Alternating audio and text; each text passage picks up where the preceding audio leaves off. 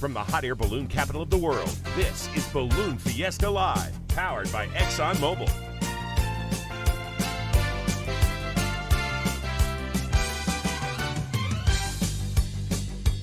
Direct from the rooftop studio at Balloon Fiesta Park in Albuquerque, New Mexico, here are the hosts of Balloon Fiesta Live, Glen Moyer and Lloyd Jr.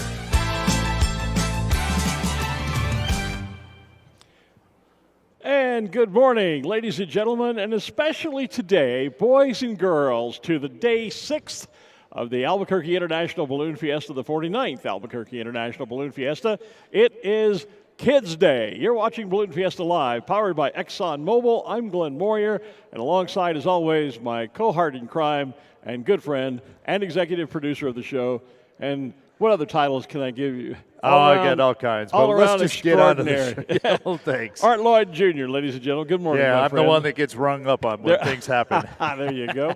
Kids Day, sponsored by KOB TV. Okay. And we are giving away free stuff to kids right down there by the main stage. Are we young enough to be qualified as kids? Well, you know, they were going to try and sneak me a pack up here so that I could So we talk could show about what it. was being given out. Yeah. But, you know, there's cereal and I was milk. going to say, usually there's cereal and milk. But the really big piece today is there's a lot of trading cards in there. Oh. So here's a great way to get started on your trading card collection. Yeah. Swing by the main stage early because they're going to be, I mean, we only have a limited set, but we've got a lot. Swing There by. they are. There's the bags There's right the bags, there. so. There they are. Swing by over there. They've got the bag. Hi, Barb. And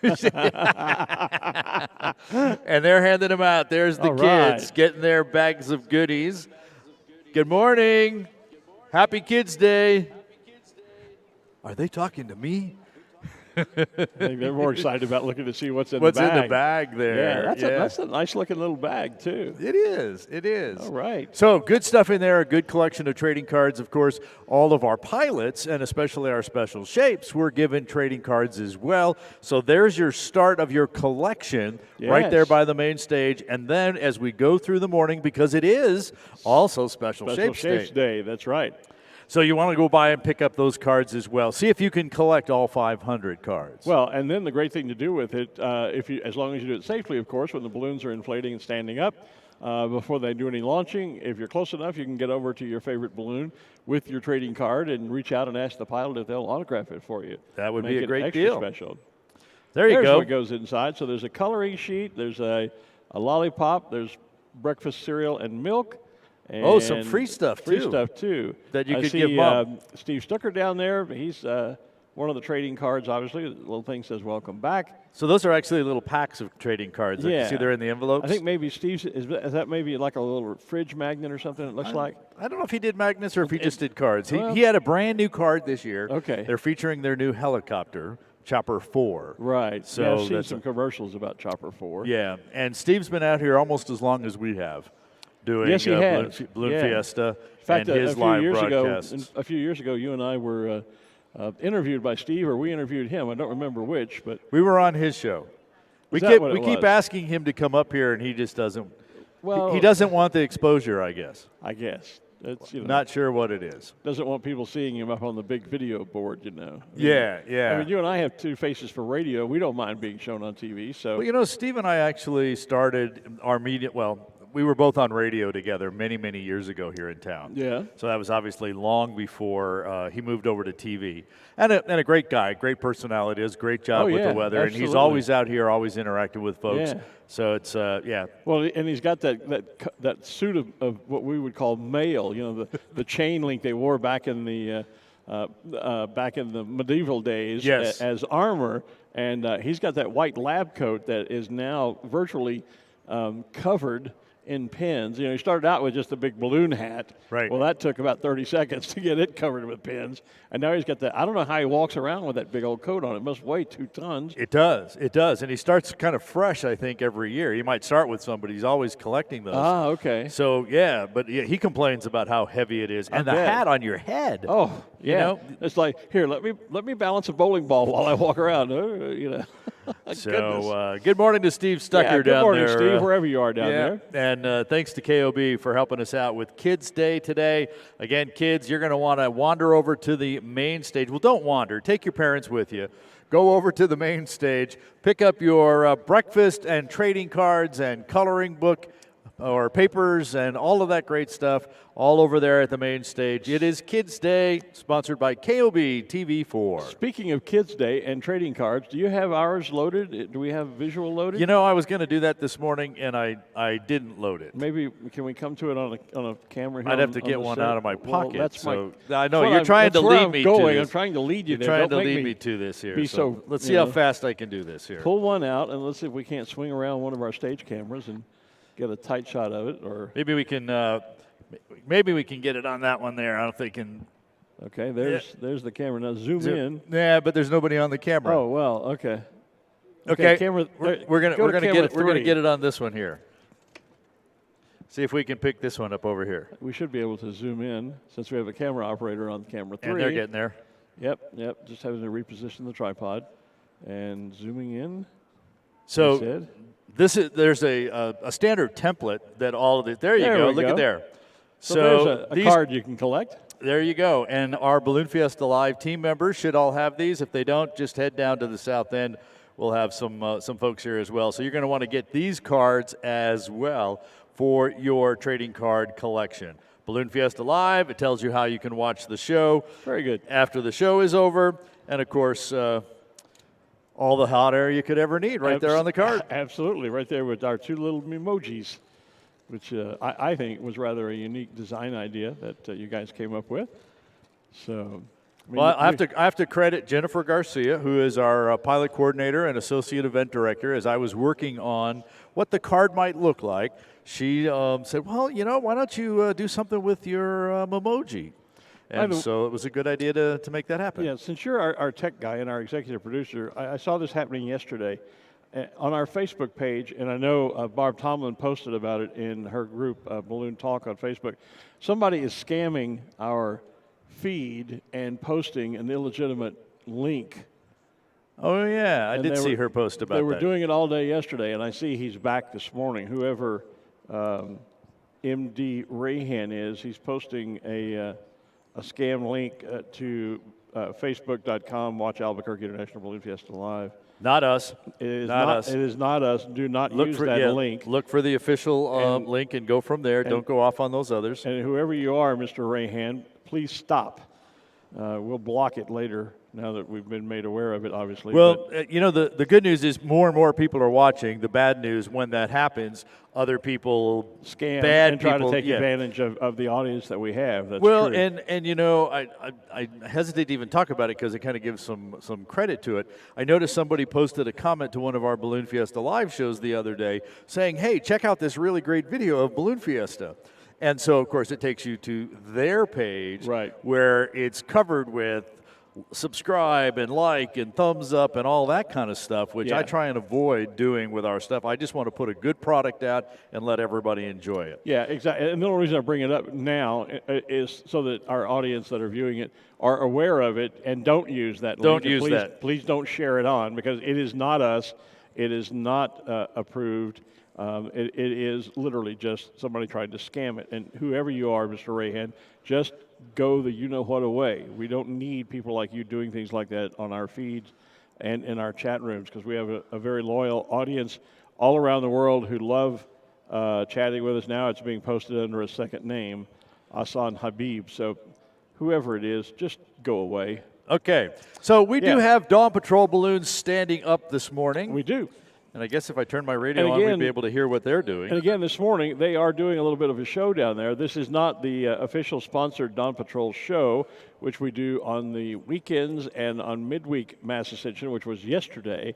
But all the other days of the week, they very often, all or some of the team, will inflate their balloons and do a kind of a pre-dawn, well, obviously it's a pre-dawn, or it wouldn't be. Dawn Patrol. Duh. Can you tell it's day 6? So anyway, and so they put on their own little show for everybody, and that's great.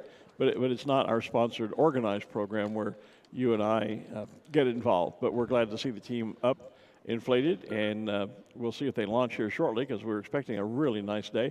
We'll be going to pilot briefing at some point, I know, and picking up on today's weather, just so everyone knows what to expect. So, yeah, off to a great start on Kids Day, and I'm hoping the kids will particularly like our trading card since it has those cool emojis on it. Here comes an Auburn. Very nice. There you go. Very nice. This is kind of turning into the same kind of production that the show is that you were just talking about. Very much so. Just without us. Yeah. Hey, good morning to Julie from Pennsylvania, Nancy from Hudson, Florida, from Lab, New Mexico, Switzerland's checked in, Oil City, Pennsylvania, Georgia, the Netherlands, upstate New York, and all the way from Rio Rancho. Camille, why aren't you out here? Yeah, come on out. And let's see. I've got Bristol, UK checking in, Minneapolis, Minnesota. Let's see, Daytona Beach, Florida, Lake Geneva, Wisconsin. New Zealand? New Zealand's checked in over there, okay. Yep. Quincy, Michigan, Statesville, North Carolina. And Fort Wayne, Indiana. Palm Los Beach. Ranchos. You might just go walk out on your porch and watch, because exactly. that's basically right here. Let's see, Palm Beach, Florida, the coast of North Carolina, northern Indiana. Here comes another glow. Charlotte, North Carolina. This is probably the best one. Lynette Hicks Berry says, "Good morning, Glenn and Art. Watching from the field." There you go.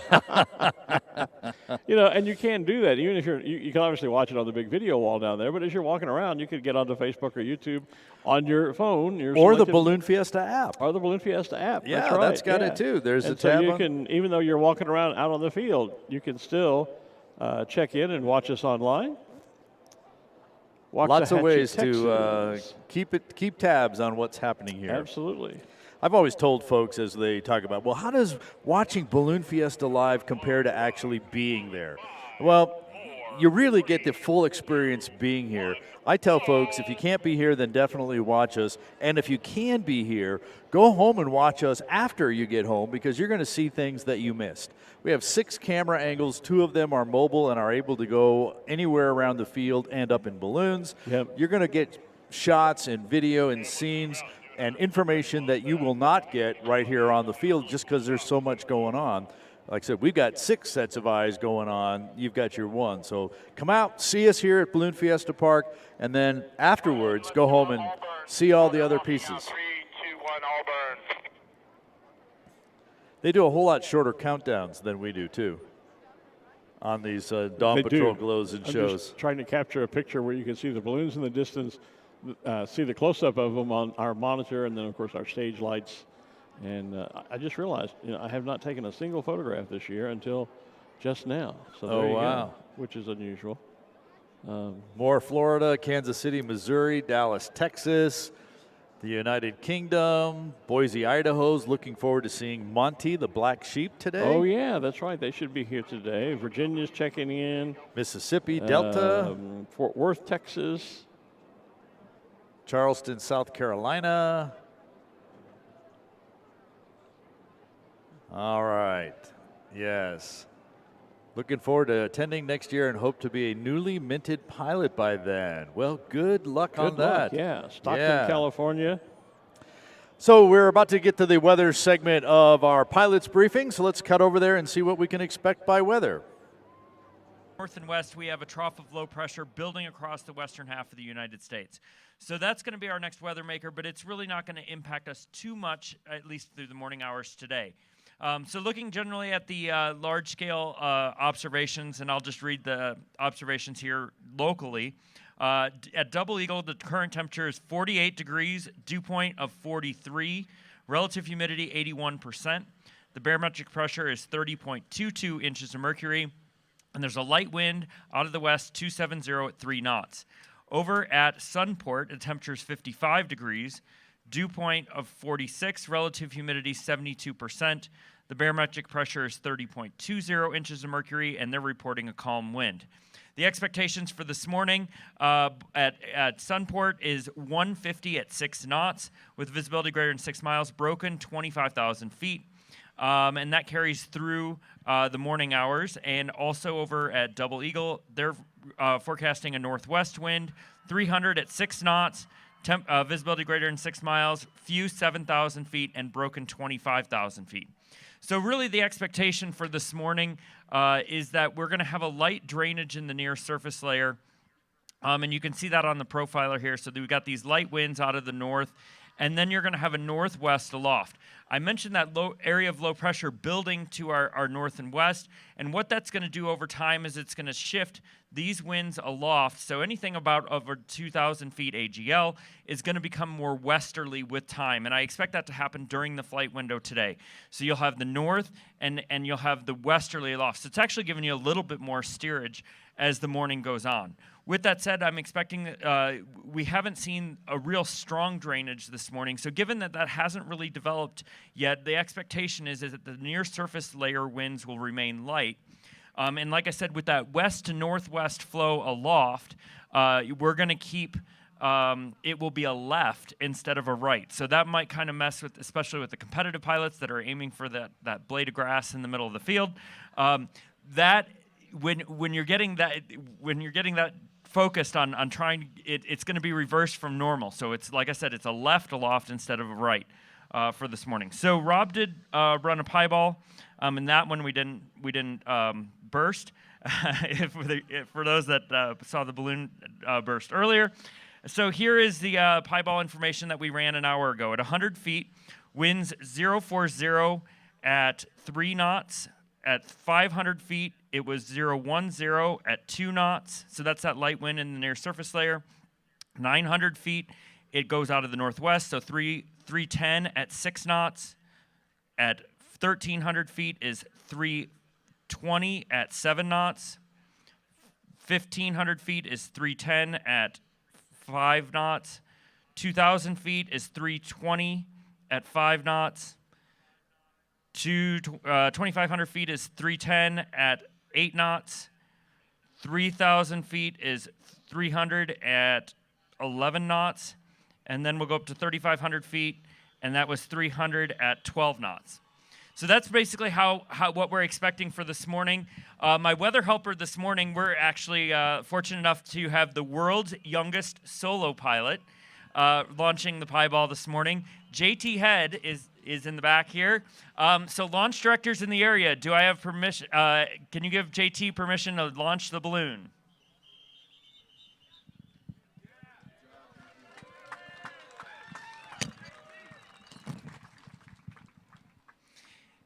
And before I turn this over, I wanted to say that, you know, it's really, really awesome that Henry has a really great team, great staff. You can just leave that there for a second. It's fine. And has anybody leaving the field this morning or the last few days noticed the guard gate up on the north side of the field? Yeah. You know, we have some gifts from the guard. And so we heard weather. Looks Yes, like we it's did. going to be a very nice day. All of those directions that they were giving, the 010, the 040, the 320, those are the directions the winds will be coming from. Correct. So variations of from the northeast to all the way to kind of the northwest is what we should see happening.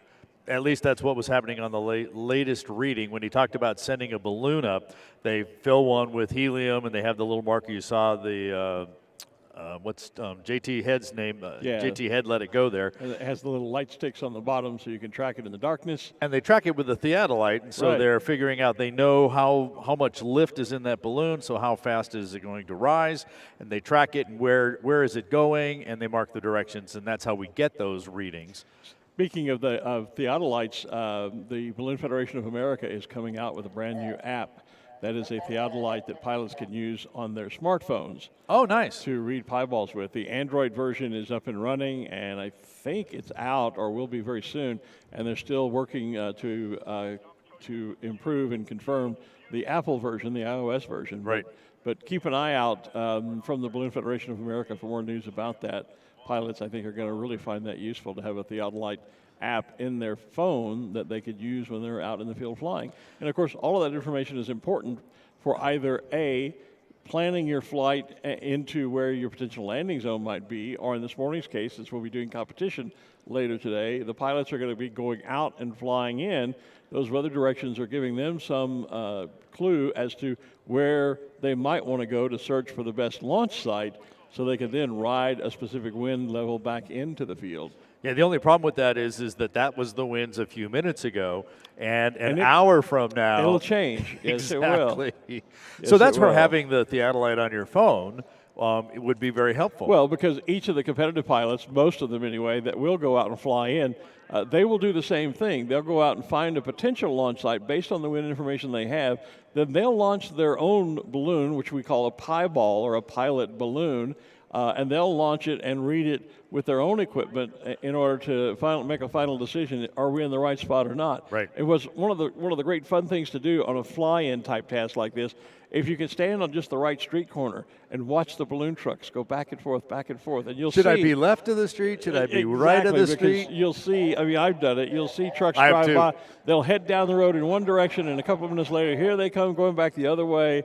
Trying to find that perfect launch site and read the winds, and it's great fun. People seldom see that part of ballooning, but if you were standing on a corner in Winslow, Arizona, that would be the thing to watch for, along with a truck, a flatbed Ford or whatever. We're also spoiled here in Albuquerque, and we have what is called a wind detector, and you may have heard Brad refer to that a time or two, the detector. Right. It is a wind radar, so instead of looking for moisture and that kind of stuff, it actually detects the particles in the air and figures out how they are moving. All year long, it sits out at Double Eagle Airport, which is the general aviation airport on the west side of Albuquerque. During Balloon Fiesta, we bring it and put it right on the northwest corner of the field, and so pilots can call that up, and it refreshes about every 3 to 5 minutes. So pilots can call that up on their phone and see what's happening right here at Balloon Fiesta. But I want to turn our attention to happening right here. Yeah. Here comes the Dawn Patrol. All at us, right at us. Right onto the rooftop studio. So they did what is called a simultaneous launch this morning. Yes. Instead of one balloon, they all lifted off at the same time. And they are very slowly drifting to the south of the park here. They're about to be right over the top of us. Everybody on our rooftop studio here is grabbing their phones to get the pictures. If only they would do an all burn. That's a cue, by the way, up there, guys. Before they get overhead of us and we can't see them anymore. Of course, I've still got this. Where's the dimmer on the stage lights? We need control of Greg, that. can we kill the stage lights real quick? Can we kill the stage lights?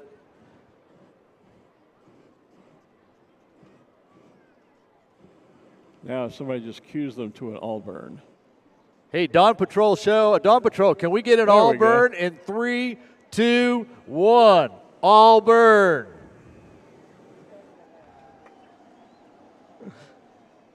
Nothing like stepping in on things, right? There you go. Awesome. Yeah. Awesome sauce. Oh, this is great. Literally right on top of the rooftop studio. Yep. Our first one, and here comes everybody else. How about another all burn? 3, 2, 1. All burn.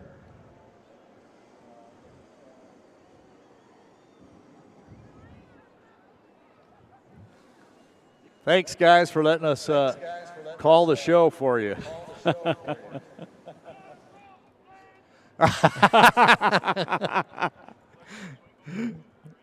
Yeah. So you can see what we look like without our stage lights. Oh, yeah. Well, we probably look better.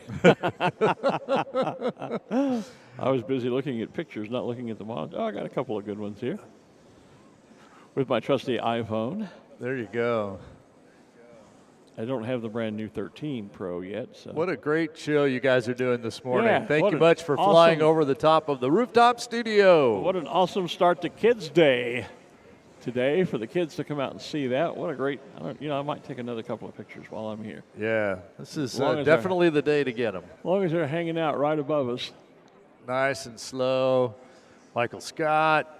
Tim Taylor, Matthew Grote, Greg Lindsay. Good morning, guys. Good morning.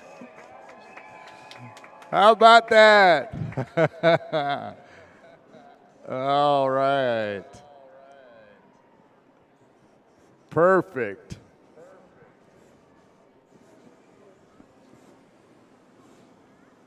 What a show. What a show. These guys do a great job. Yeah. Have a great shot at Tim in the the Stars and Stripes balloon. Oh, yeah. Got the turning vent going, got the glows going, and I've got my video camera on him.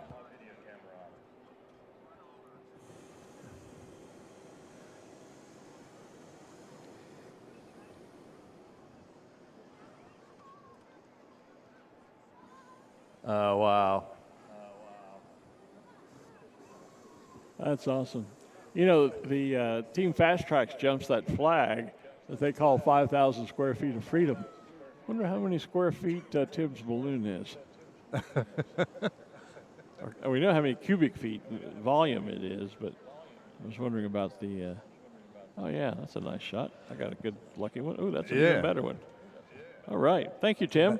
Nicely done. Flying right and over all the top. rest of the guys in the Dawn Patrol. Yeah, you can bring the stage lights back. There you go.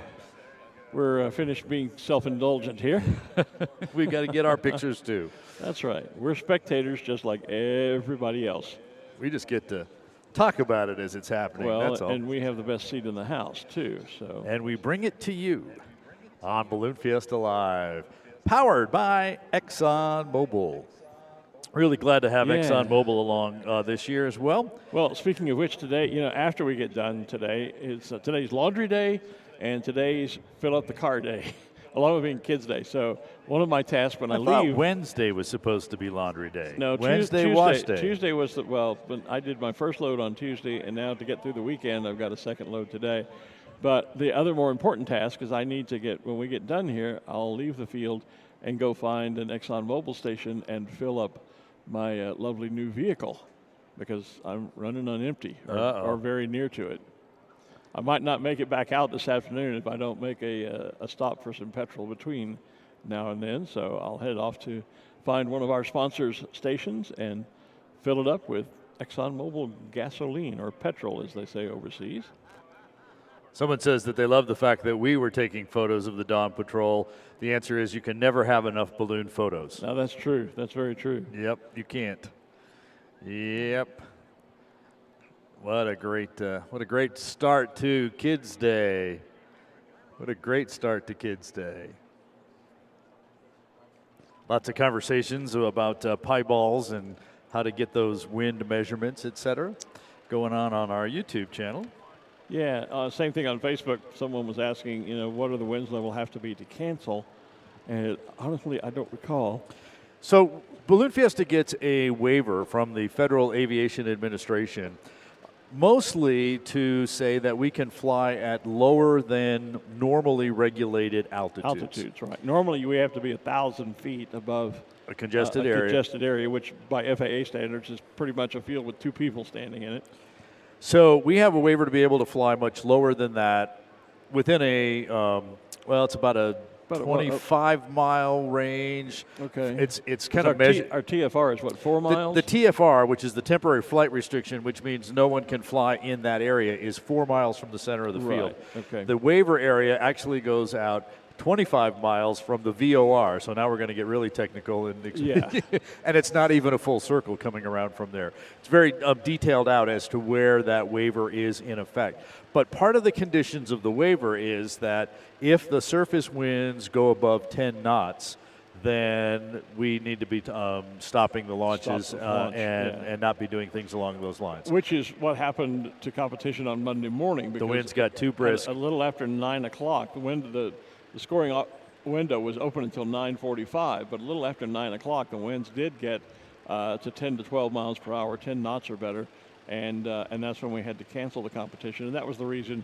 in case you heard us talking yesterday, that our officials decided to disallow those scores with regard to the overall championship, because there were pilots who were not able to score, and not because of any pilot error or failure on their part, simply because we canceled, closed the flight window before the scheduled time because of the winds. Yeah, the window had been scheduled to be open until 9:45. Right, and it was about we closed 5 it or 10 after that we closed it. So well, we saw all those guys that were close. Well, Steve Lombardi was at the end of the field and coming to the target when they popped the smoke and closed the target. Yeah, and there was some behind him. There was some behind him. He went ahead and threw anyway, but he made the comment on his Facebook page about how they had closed the flight. Otherwise, he would have scored.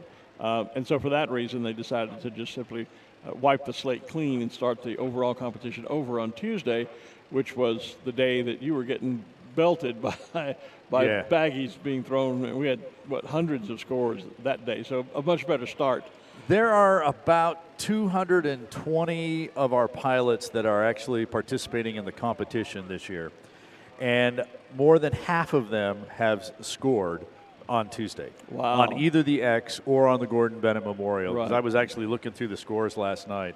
And so more than half of them actually scored on Tuesday. Yeah, and a lot scored on both targets. And you remember the glove that was thrown out as well? Yeah, right. That shows up as a unauthorized marker. That is exactly the term that is there. There were a few penalties handed out for various infractions. Okay, and that's typical. It always happens. Yeah, always happens. So, hey, look who's inflating first. Yeah, I was about to say, look who's inflating amongst our special shapes, because in addition to Kids Day, it's also Special Shapes Day, and Arabelle the cow is getting cold inflated. Utterly fabulous. I had to get to that one before you did. Yeah. Is that a bingo? I forget. I don't think it is. I don't think it is either. Yeah, so they're inflating over there. Today is also a great day for trading pins. People are always after those official special shape pins. And a little later this morning, I think Ruth is going to try and go down and visit with the folks at Plano Pin, but I'll give them a plug now. Plano Pin is the official pin concessionaire for all of Fiesta and also the official special shapes pin. They are exclusive. The official special shapes pins are to Plano Pin.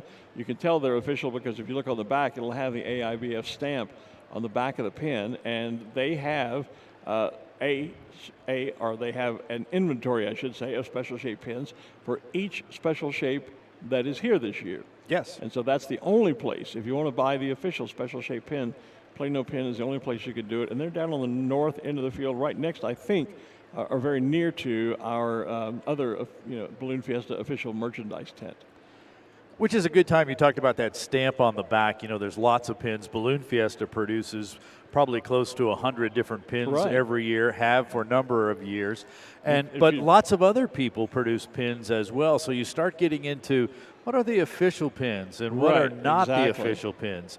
So we've attempted to help folks understand that by posting pictures of all of our pins, all the official ones, and some of the unofficial ones that have maybe become official or have gotten into the loop of things. Those are all on balloonfiesta.com. If you go under merchandise in the collector's corner, you can see pins, the pins that are there. I take a picture of the front side. I take a picture of the front side on a piece of grid paper so you get a relative size, and a picture of the back so you can see that stamp you mentioned. Right, and some of those, like you were talking about, that were at one time unofficial and have worked their way into becoming official pins, or our announcer pins. Yes. They started out as just my individual pin, and you have pictures of all those on there. But now, if you were to get this year, for example, this year's official announcer pin, it has that Fiesta stamp on the back. You see the Fiesta logo, and it says official AIBF, and is dated 2021.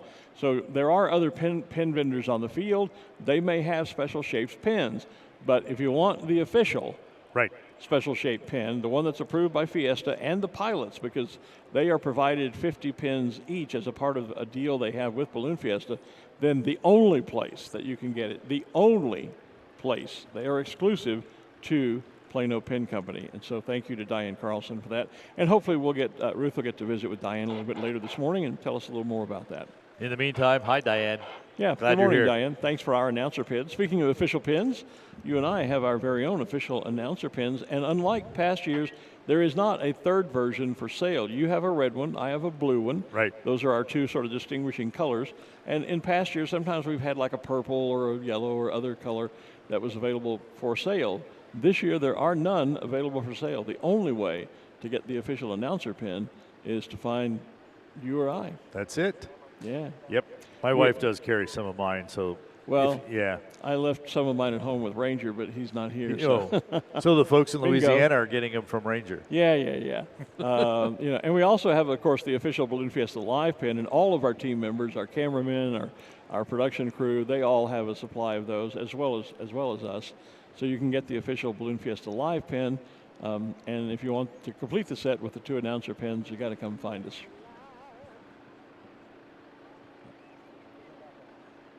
Is that an awkward silence? No, I something. was asking our sponsor folks to keep me up to date on whether how the Kids Day giveaway was going out there. Oh.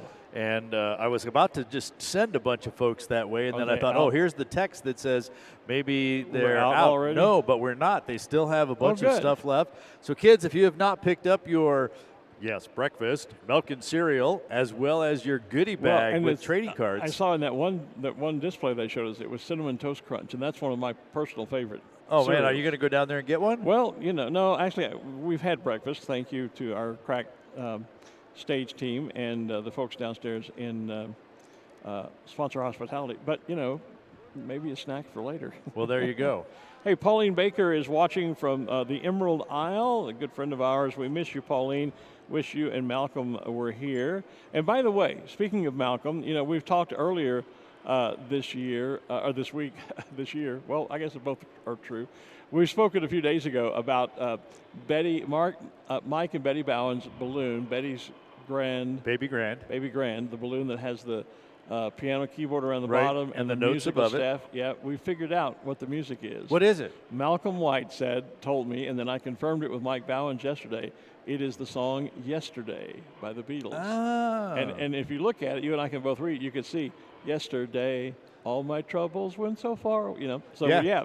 Yeah, you sent me a picture of the notes close up, but I didn't get a chance to take a close look at it. Because you and I were talking about, I read bass clef, so I couldn't figure it out, and you read treble clef, so you could have. Yeah. But yeah, Malcolm White stepped in. He heard us talking about it, and he sent me a note and said that he thought the music was "Yesterday," and so and then I confirmed it with Mike Bowens yesterday. And oddly enough, I confirmed it yesterday that the music is yesterday. So anyway, for those, and hopefully we'll see the balloon later this morning. It's a beautiful balloon. I'm sure we will. But yeah, and he said they originally chose that because of its graphic visual impression. But the significance of the song "Yesterday," years gone by, each year that they continue flying ballooning, it takes on a new special meaning. So when you see the balloon today, we'll point it out to you, and we can all do a chorus of "Yesterday," which is, by the way, also the most recorded song in history. That's a great song. It is. Yeah. Paul McCartney did himself proud. Totally understand that one. Just to get back to Kids Day, we never got to tell kids where to go get all that great stuff. Well, that might help. Yeah, so they're down by the main stage, which is basically a midfield. And it's kind of the big white tent that's closest to the balloon field. That's our Main Street stage. That's where they're handing out all those goodies. So all of you kids, head on over to Main Street stage and pick up your free goodies here on Kids Day, sponsored by KOB TV4. And of course, even if you're not into breakfast, Glen will take your cereal for you, and you'll have the trading cards and the other activities. There they are. We can see it. You see by the big video wall. We're on the video wall. There's the Main Street stage. Actually, you can see one of our camera locations right there next to the stage, that yellow scissor lift. And so that's where one. There he's waving at us. Yep. Which camera is that? I'm sure it's got a number. It's got a number. I don't know what numbers are which. We've got, 2 and 3 up here with us, maybe? I think it's 1 and 2. 1 and 2. Well, no. Good thing we don't.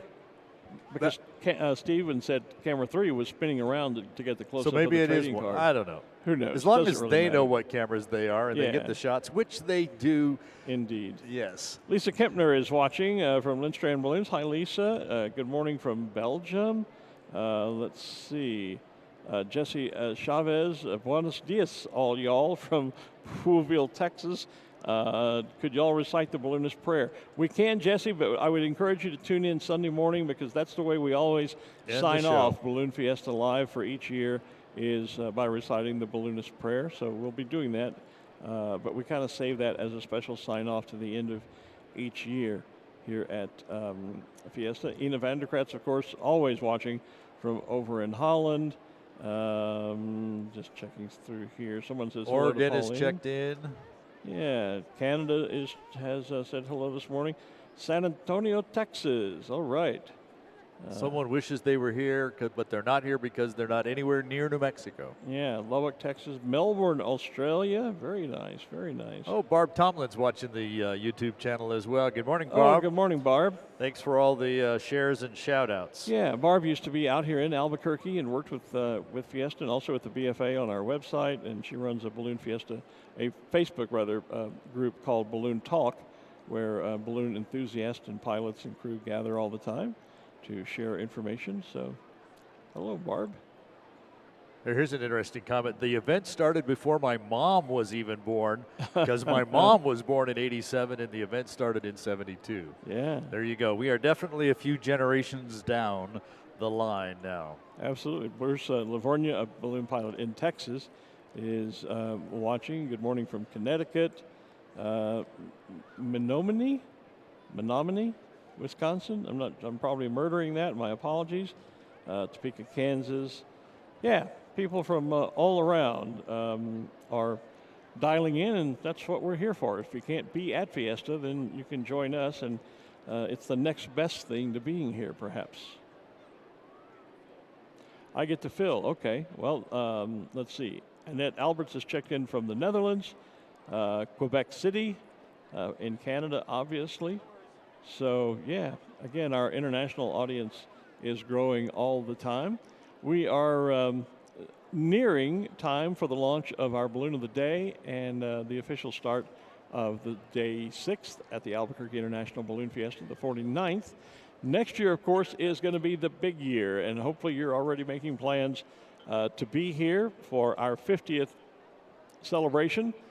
Goodness knows what all we're going to have on tap for now. Art and I were discussing earlier this week.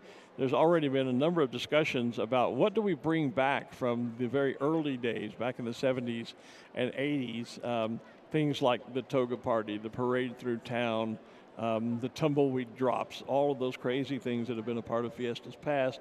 Some of those things may be brought back as a retro tribute to our 50-year history. And some things have already been crossed off the list. Don't think we want to do that Not again. going to bring that piece back. Yeah, and those conversations were well underway before we hit COVID. Yeah, you don't wait till 2 weeks out and go, okay, what are we going to do next week? Yeah. And so they kind of got put on hold as everything else did during COVID, and we'll get back to all those very quickly. In fact, things will kind of starting this weekend. Let's start picking up. We were talking earlier about the official Special Shapes pins and the work that Plano Pin Company does as a sponsor at Balloon Fiesta, and our intrepid street reporter, field reporter, gas pilot extraordinaire, my good friend Ruth Lind is down at Plano Pin Company and has going to give us some more information about that. Ruth, take it away. Wow, that's quite a string of introductions, Glenn. Thank you. I'm down here with Britley Smith. Britley is Diane Carlson's daughter, and she is a partner in Plano Pin. We've heard you tell us about all of these special shape pins. Britley, talk to us about how those pins get developed. They get developed. We partner with Balloon Fiesta themselves, and we partner with the pilots and create all of their designs and have them all approved officially with Balloon Fiesta. And then do the special shape balloon owners have any part in creating those? They do. Balloon Fiesta sends them all the designs, and they get to approve them and make changes on them. So they're all approved with the pilots and Balloon Fiesta. That's wonderful. Now, I understand there's a whole big set of special shape pins. Can you show us some of the ones you're wearing? Yes, there's 89 in the set this year. And Alicorn is one of them, which is one of my daughter's favorites. And so is Tweety Bird, which we're actually almost out of. Almost out of Tweety Bird, so everybody better get down here and get Tweety Bird pretty quickly. What's your favorite one in the whole set? Oh gosh, my favorite was actually Smokey Bear, but we're out of them right now, and a portion was going back to the National Park Service. But my second favorite is probably Alicorn. You said a portion of the Smoky Bear balloon sales are going back to the Forest Service. Tell me about that a little bit. Smoky Bear's never been sold on the field before, and we partnered with Smoky Bear Foundation to be able to sell them on the field and have an official pin. And a portion of the proceeds are going back to the National Park Services and the Smoky Bear Foundation. That's absolutely wonderful. Britley, thank you so much for joining us this morning. Art, Glenn, we are going to go in search of some foliage next. Outstanding, outstanding. Well, thank you. Thank you, Ruth, and good morning, Britley. Nice to see you. I haven't been able to go down and visit the booth yet, but nice to see Britley's smiling face this morning. You know, I've Sounds like with, Ruth should get some pins while she's there, she probably too, should get a Tweety Bird at least while she's there. Yeah. I've been working with Diane. Actually, my history with Diane and Plano Pin goes way, way back to the Plano Balloon Festival, which we've talked about in Texas some years ago. It was in the early 1980s. A friend of mine. Sorry, I didn't mean to distract you with the shot on the feet. And I've got I've had a senior moment. Charmian Gagnon and I were the chairman, and I was vice chairman of the Plano Balloon Festival one year, and we were looking for ways to expand the event. Diane Carlson was president of the League of Women Voters in Plano, and they had a great arts and crafts fair each year, and that's when I first met Diane. We got together to combine the two events, which worked to the benefit of both for many, many, many, many years. And a kid named Kevin Callback initially started the Plano Pin Company, barely a teenager when he started, who was enthralled with balloons. Eventually, Diane bought the company and carried it to a whole new level. And so I've been working with Diane for years and years and years and years. Way back when in the 90s, we were talking about initially the first announcer pins were my individual pins, and Diane created those for me, and I was working with me for the design all these years, and is still doing our official announcer pins. So, long history that I have with Plano Pin Company, and this year they're a sponsor of Balloon Fiesta as well as the exclusive vendor of the official Special Shapes pins, as you just heard. And if there's a favorite you want, you'd best go shopping now, because as you heard Britley say, some of them are already sold out or very nearly sold out. So don't wait till the end of the day and then find out that the pin you want maybe you can't get. And that's kind of the same with a lot of the official merchandise. Sure it is. Whether it's the official pins that are out there, the Special Shape official pins out there at Plano Pins, or the rest of the official pins that you can get at the North or South official merchandise tent. I talked with our merchandise manager yesterday. She says things are selling out quickly. We can tell you, though, that there are plenty of calendars over there. And the calendars, of course, it's not too early to start thinking about 2022. Well, I was just saying it's time to start making your plans to be here for the 50th event, which is October of 2022. So get the calendar so you have the dates, you have it there. And as a bonus, for the last few years, we've been putting video, embedding it on the calendar. That's amazing. It's a technology I can't quite wrap my head around. But it's incredible what you guys are able to do with that, so that you can look at a wall calendar that's not just a wall calendar, you can actually watch video. And this year, for 2022, there are 50 minutes worth of videos embedded in that calendar. We got to the 50-minute mark, it's going to be the 50th, which also gave me the opportunity, since I'll take my own little self-toot of horn here. I produced all those videos with photos from our official photographers and Balloon Fiesta Live video. And so we went to the 50 minutes, but I also dug into the archives. And so there's some historical video, which was originally film, that is now part of those videos. So you can kind of relive the different balloons and video, the competitions, all those kinds of things for the past 49 years leading up to number 50 next year. Well, you can relive some of the history of Fiesta right here this year, because we were commenting yesterday, the balloon Raggedy Ann has been flying here this year, and it dates back into the 70s. It does. And the early years of Balloon Fiesta. It does. The other thing that people sometimes miss in their souvenir shopping mode is the official poster. And I got to tell you, this year's poster is probably my favorite out of the 40 years we've been doing posters. We started this series with the Roadrunner and the Coyote. We started it 4 years ago. It was supposed to be, this year would have been the fourth of the four. But with COVID, now we're going to 5. But so this is 4 of 5 this year, featuring all 4 years Roadrunner and Coyote, of course, and their antics. This year, Bugs Bunny gets in on the poster, and the Roadrunner and the Coyote are doing something that you don't typically see. They're actually working together to get the balloon to the X. So I would, and that's where Bugs happens to be, and so then Bugs throws a wrench into the works.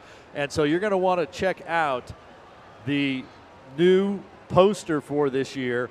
And in fact, I would be looking to get this year's, last year's, and at least the years before that, so that you will have the set going into next year when we expect to see a whole slew of the Looney Tune characters coming back to Balloon Fiesta and celebrating all the friendships, family, and the wonderful colors that we have here at Balloon Fiesta. I'm hoping we'll see maybe like Elmer Fudd and Marvin the Martian and the Tasmanian Devil, you know, especially Elmer Fudd. Kill the wabbit, kill the wabbit.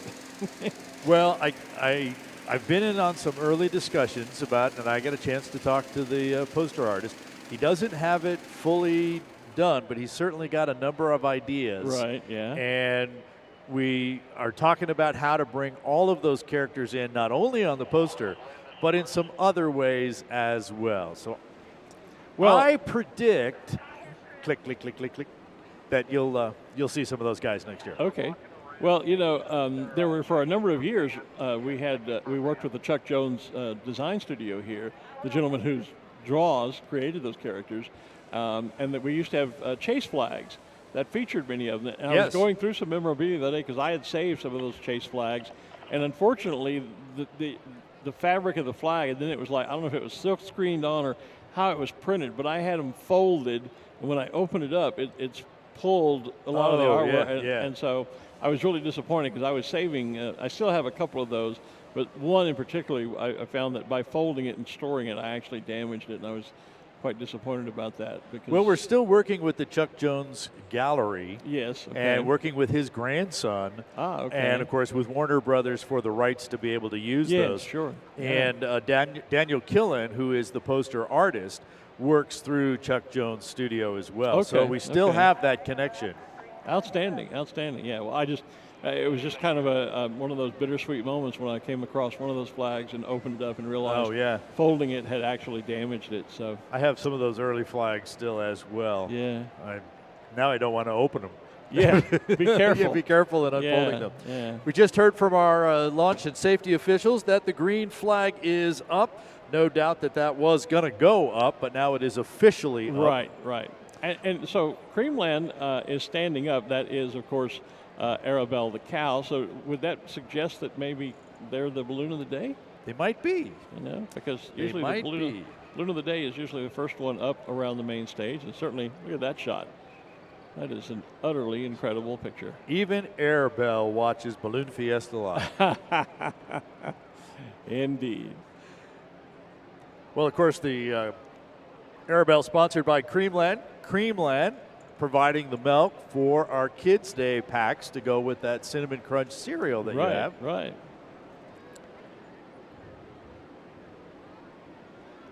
You know, I miss the days, though, when they had the sliver moon that hung below it when it was in air. Yeah, and so it was literally the cow jumping over the moon when it was in the air. You know, I think the first year that's actually what we called it. I don't think it was called Arabelle till the second or third year. Yeah, it could be. And I saw a news report last night, and you and I were talking about when the first Shapes Rodeo was and whether I was here for it. And I was, but I wasn't an announcer yet. It was 1989, and I didn't come up onto the tower and start announcing till the 1990. And so I was here for the first Shapes Radio, but I was thinking I had been the announcer for all of them, and I was not. I wasn't here for the first one. Tom Rutherford, I'm sure, would have done that one. And someone is telling us that the cow was originally built back in 1991. I'm under the impression this is envelope number 3. So as the fabric wears out, it gets rebuilt. So this is actually the third version of this. We were talking about the Tweety Bird pin. Somebody says, yeah, there's a balloon with Tweety Bird on it, which we typically call Yellowbird because of other things. Because of legal reasons, yes. And they weren't thinking it's a special shape, but it is a special shape. Sure it is. It is, and we expect to see it this morning. And and all, which is a good time to explain that all special shapes are built around the standard balloon shape. If you look at any special shape, somewhere you will be able to actually visualize a standard shaped balloon. And a lot of times special shapes aren't necessarily, they don't have to be like Arabelle. For example, Dean Carlton's Wags balloon that has the picture of his little puppy dog on the side. It has a three-dimensional nose, and so just that three-dimensional appendage qualifies it as a special shape. The same with Andrew Holly's penguins. They're really basically a standard-shaped balloon with just the appendages of a three-dimensional nose and a couple of flippers. Oh, do we have time to toss to Ruth before the anthem? Where are we on the schedule? We'll give Ruth 2 minutes. 2 minutes, that's not very long. Sorry. I'm down here with Curtis Allison of Ultimate Comfort Living. We promised you foliage. I miss my New England foliage this time of year, and we found some. It is so beautiful here. Curtis, before we talk about the rest of your shop, tell us about these trees. You know what, John is actually one of my closest friends. We've been working together for quite some time on some projects, and I have been bugging him forever to allow me to sell these trees to commercial or to residential clients. And he's obviously, you've probably seen these trees all over Vegas, all over restaurants if you ever watch Bar Rescue. 18 years in the making, and they're just an amazing product, made for indoors, outdoors, extremely long life LED, all handcrafted, handmade. Just an amazing product. Leaves are made for outdoors as well, so just a really great product, and we're able to offer some of the overstock units for a very good price compared to what you'd normally spend. That's wonderful. Do they hold up in the snow? In the snow and the sun and the wind, you name it. So they're actually been tried and true 18 years in all aspects. That's great. Well, I know they're short on time for us here today. We see many products here in your booth.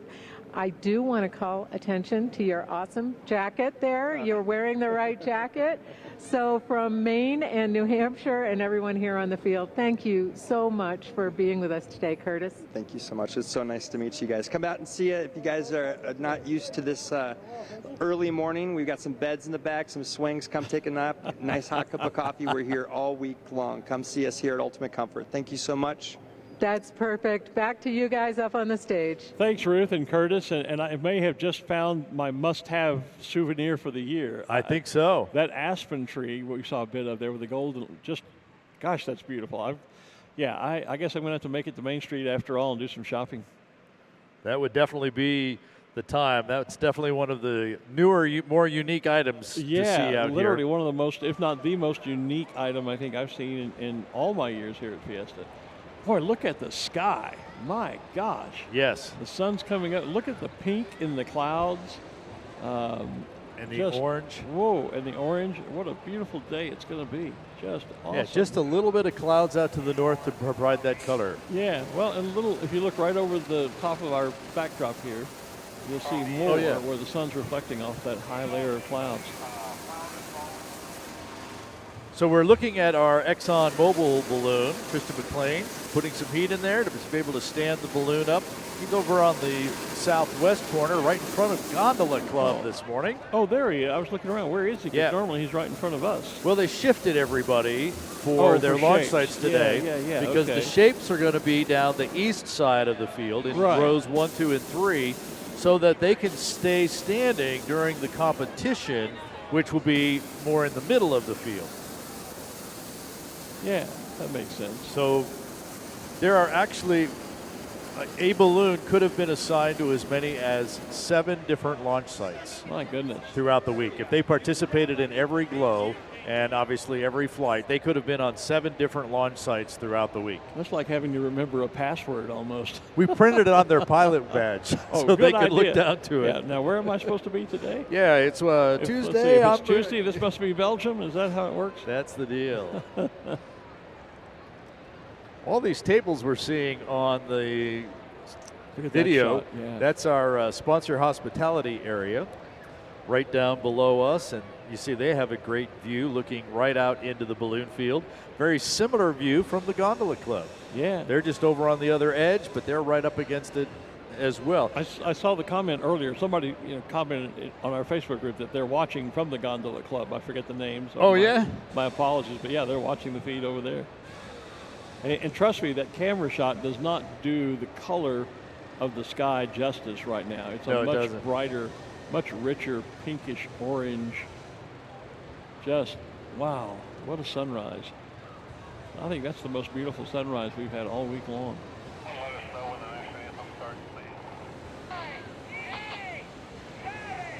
It's time for our national anthem, ladies and gentlemen. Performed this morning for us by Ambrosia Romo.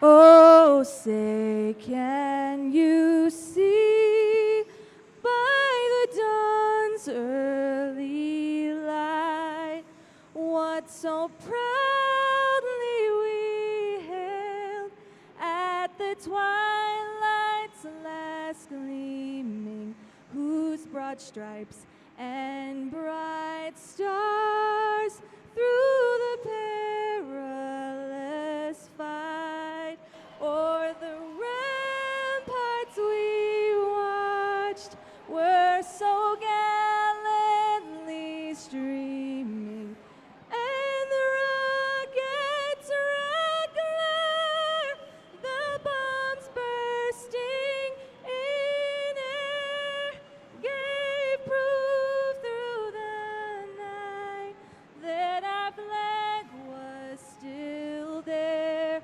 Oh, say does that star-spangled banner yet wave o'er the land of the free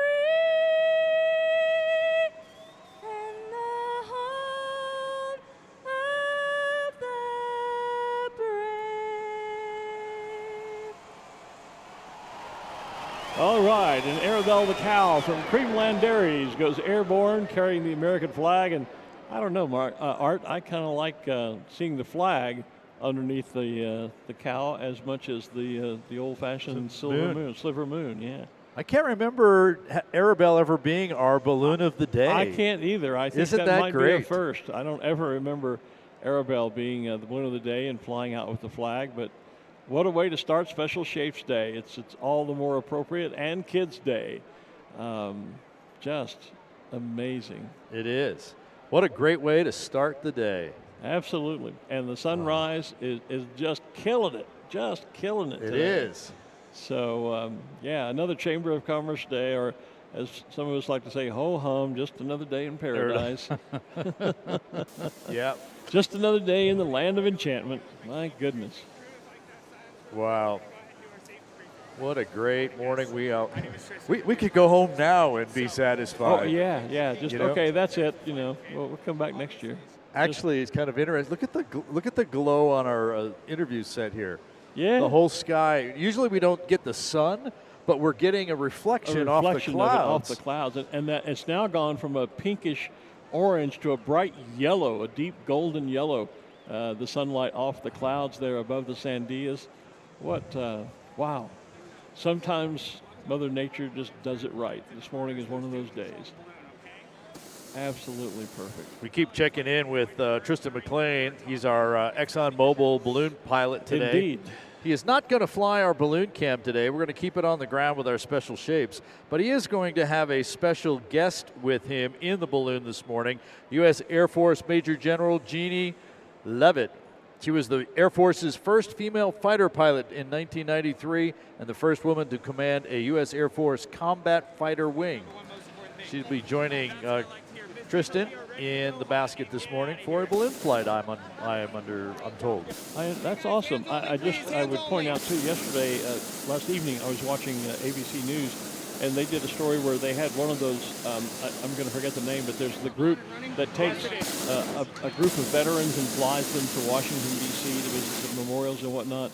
And the veteran flight, something like that. Well, I know which one you're talking about. Someone in our audience will tell us. Yeah. But they did a special flight of all women veterans nice. from World War II, the WAFs from World War II, Korea, Vietnam, and it was really quite a spectacular event. And they had an interview with a World War II veteran. She's 99 years old. In the interview, she said in 2 months she would be 100. And the whole point was celebrating women veterans who have served the United States, and that was a really great thing to see. There's their Major General right there on the right-hand side. Thanks for waving at us. Salute. Have a great flight this morning. Little slower than your fighter, I'm sure. And I'm just looking up. Look at Arabelle just hang over the field. Overhead, yeah. Wow. What a great shot. What a great view. Dale Ritchie doing a great job up there in Arabelle. There goes. And there the she jiggle. goes. And our Exxon Mobil balloon, they're up and away this morning.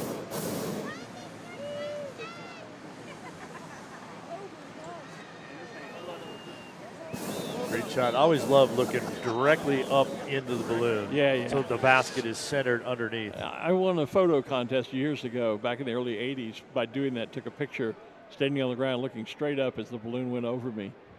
Because the balloon makes a perfect circle shape, and then you can see right up in through the throat to the top of the balloon. And by the way, to it's Major General, I think you said? Yes.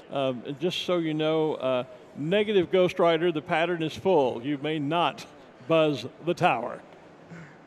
Just making sure we understood that. Well, she doesn't have her hands on the controls, so if we get buzzed, it's Tristan's fault. We don't know that. Well, yeah. Maybe Tristan will let her get a little burner time. Yeah, get some logbook time. Burner time for the logbook. Absolutely. There's the Captain Balloon with our new sponsor, Oxy, right next to Bill Walker with the blue one and the rainbow pattern around the center. So we have the Captain and Honeydew.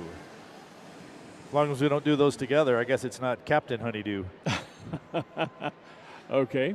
Also right here in front of us is the yellow Zia balloon with the TLC banner on it. That, of course, the balloon of the McConnell family, Dr. Tom McConnell, great friend for many years, member of the board of directors here, an author, a contributor to Ballooning Magazine. And there he goes. And, is it Tom? It's actually son Tom. Dr. Tom no longer flies. Dr. Tom's retired, but it's a multi-generational ballooning family. Always good to see them in the sky, that yellow balloon with the red Zia. There are, three Zia? I think we have the red Zia. There's one that's blue with a yellow Zia. Right. And Preventive Pest Control has a Zia on it. Well, there's several, yeah. Yep. One year we counted 6. Isn't there a red balloon with a yellow Zia on it, I think? Yes, I don't think that one's here this year. Okay. The Zia, obviously the Native American sign for the sun, and so it's quite popular here in New Mexico. There is Terry Dillard and Flip Flop Fantasies just coming upright. Terry, a longtime friend, been in and out of active ballooning. He's spent an awful lot of time flying blimps all around the country, but just now getting back into ballooning. Started up a balloon ride company down in Florida, I believe. And there is Flip Flop Fantasies, his newest balloon. There you see Zia with Arabelle higher above. And we don't have it on camera, but Preventive Pest Control is taken off from the southeast corner. Itsy Bitsy with the not so itsy bitsy spider black on widow the side. spiders. There they are right there. Ugh. Get the willies just looking at the balloon from a distance. Yeah. Speaking of things on the side of the balloon, there is Barry Ballinger in the Plains Capital Bank balloon. He was one of Ruth's guests yesterday with the In the Buff balloon and the 2 Tatanka on the side. Or bison or buffalo. Looking just to the left of the flip-flop fantasies, I see the top of Cutie Dink, the black top with the red. That's one be of our kitty cat balloons. Looks like Hamlet, the little pink with the white kind of between those two. We'll get better shots of them actually once they stand up. Yeah, that is Doug Gant's When Pigs Fly or Hamlet balloon. That's right there. Cynthia Seal is right over here by the carousel. By the the Tatanka. The Capital Plains, the Plains Capital Bank. Yep, thank you. And I think that's the carousel. I thought for a moment that was Uncle Sam, but no, you're right. That red and white stripe is the top of the carousel balloon. Yeah, you get a better shot of Hamlet now, the pink. Yeah, and Cutie And Cutie Dink, you Dink, can that's see the- the kitty cat with the one eye closed, or the winking eye. And again, most of the special shapes will be down along the east side of the field this morning. So those of you that are here to see special shapes on our first Shapes Day, Shapes Rodeo Glodio Day, that would be the side of the field to be on. The east side, of course, is also where Main Street and all the concessionaires are located. And there's our rubber ducky. Yeah, Brian and Susan Owen were the original owners of that. We even had a special rubber ducky song for the balloon. We used to always have to play it wherever we were at ballooning events together when I was announcing. A special song or the rubber ducky, you're my friend? No, it wasn't that. It was a different one. I Yeah. probably still have it on a CD somewhere at home.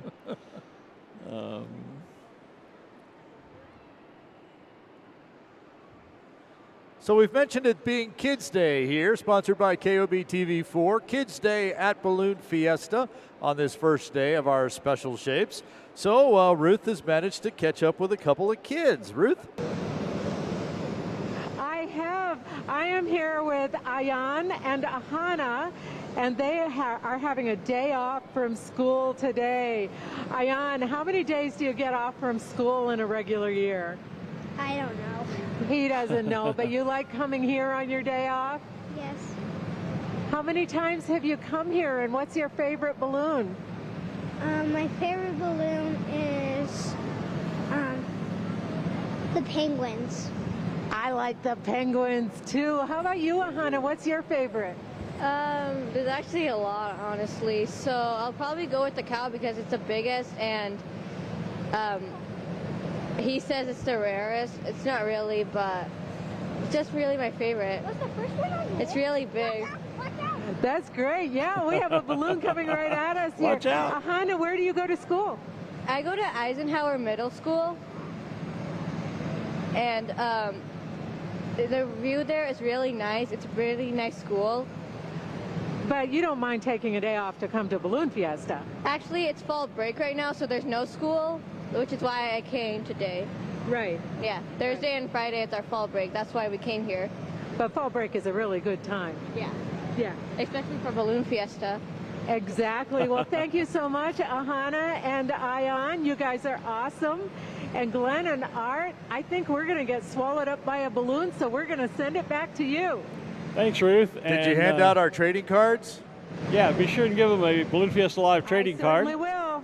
And I think maybe we found our next generation of field reporter. Hannah doing a pretty nice job down there on the microphone. So Yes. if she's looking for a career in hot air ballooning, we might be able to help her out.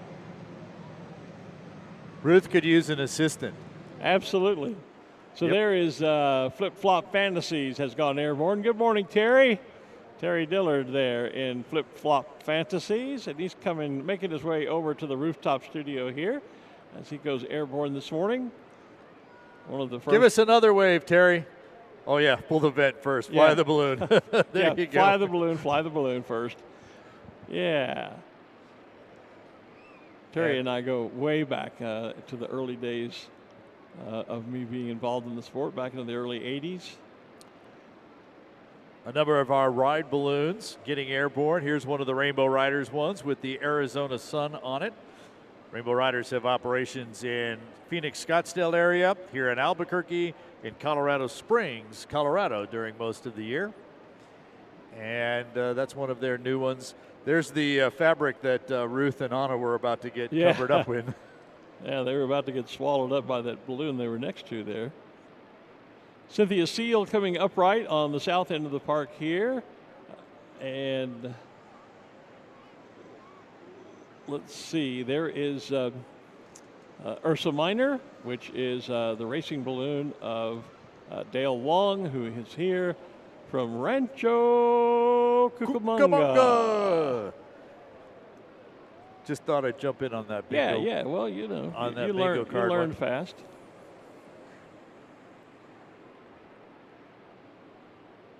So the regular shape balloons that are taking off from the field here are not in today's competition. We're going to launch them, our ride balloons, obviously, and a bunch of our other regular shaped balloons will be taking off from the field, as you're seeing here, as well as some of the special shapes will take off. Many of them will stay static on the field.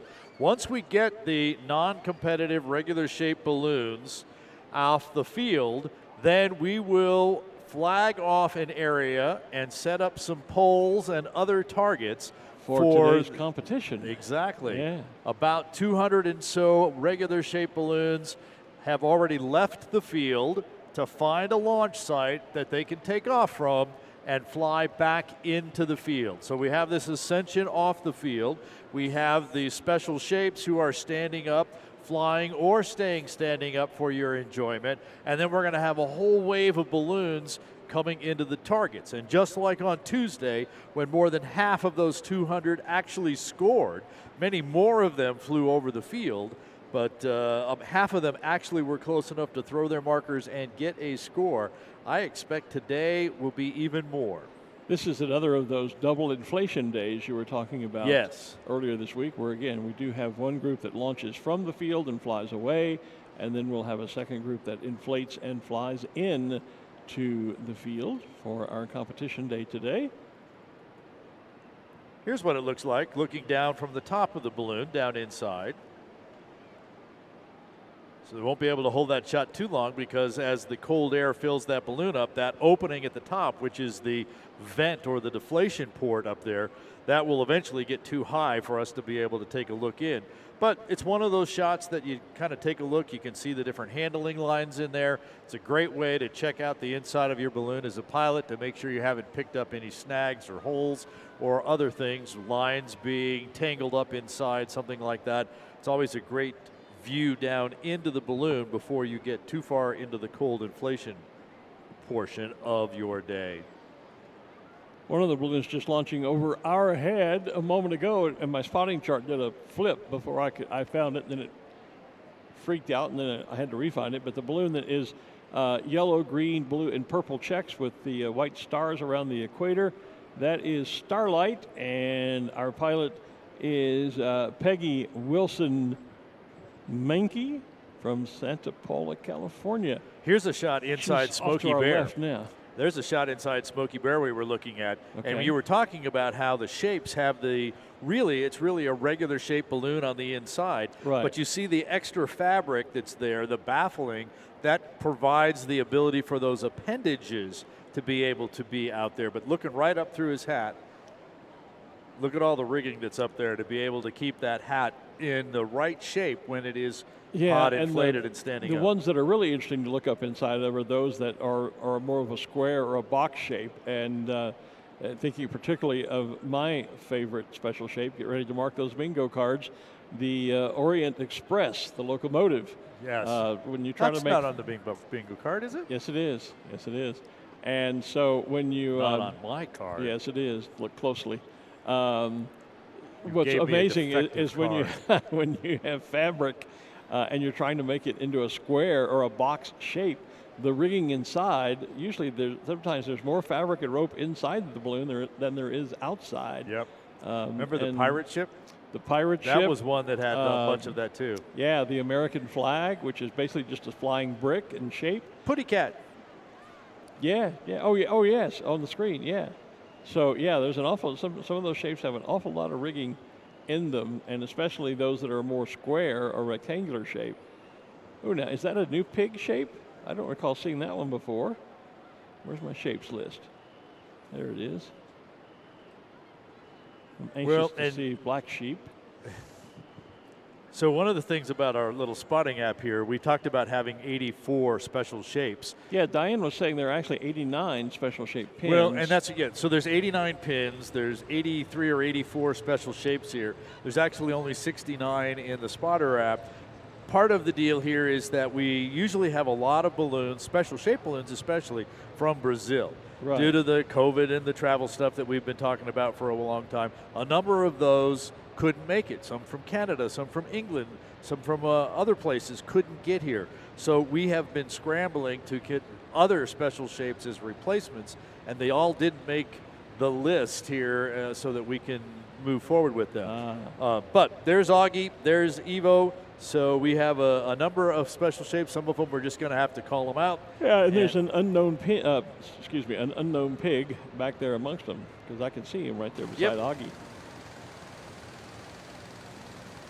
And that looks like you see the artwork on Smokey's head. That's the Smokey balloon. Oh, is it? It is, and so you can see all the texture that is on the fabric. Yeah. Painted on the fabric. I've never noticed that before, and I've seen Smokey for years. You have to get up close and personal, like we're bringing to the 1,200 people who are online watching live right now. There you go. Yeah, I was going to say, I'm usually no closer than the rooftop studio, so I can't always get up close and personal. Look at the sky. Yeah, that little bit of cloud we had earlier has moved over the Sandia now and is moving off to the north and east, which is a good thing. I recognize the hat of Ken Tatalini in that basket. Ah, yes. The famous black hat. Not that Ken's a bad guy. Nope. He just wears a black hat. I told you, his partner, Patsy Buckwald, took the selfie with me earlier. Oh, that was Pat. Oh, okay, yeah. It was Patsy, I didn't make that connection earlier. She was down about row S and took a selfie, and she says, here's my selfie with Glen Moyer. He's on that rooftop about a mile away. Well, maybe she could get a better selfie because hey, Ken, come on down to the rooftop and let Patsy get a better selfie if she's with you this morning.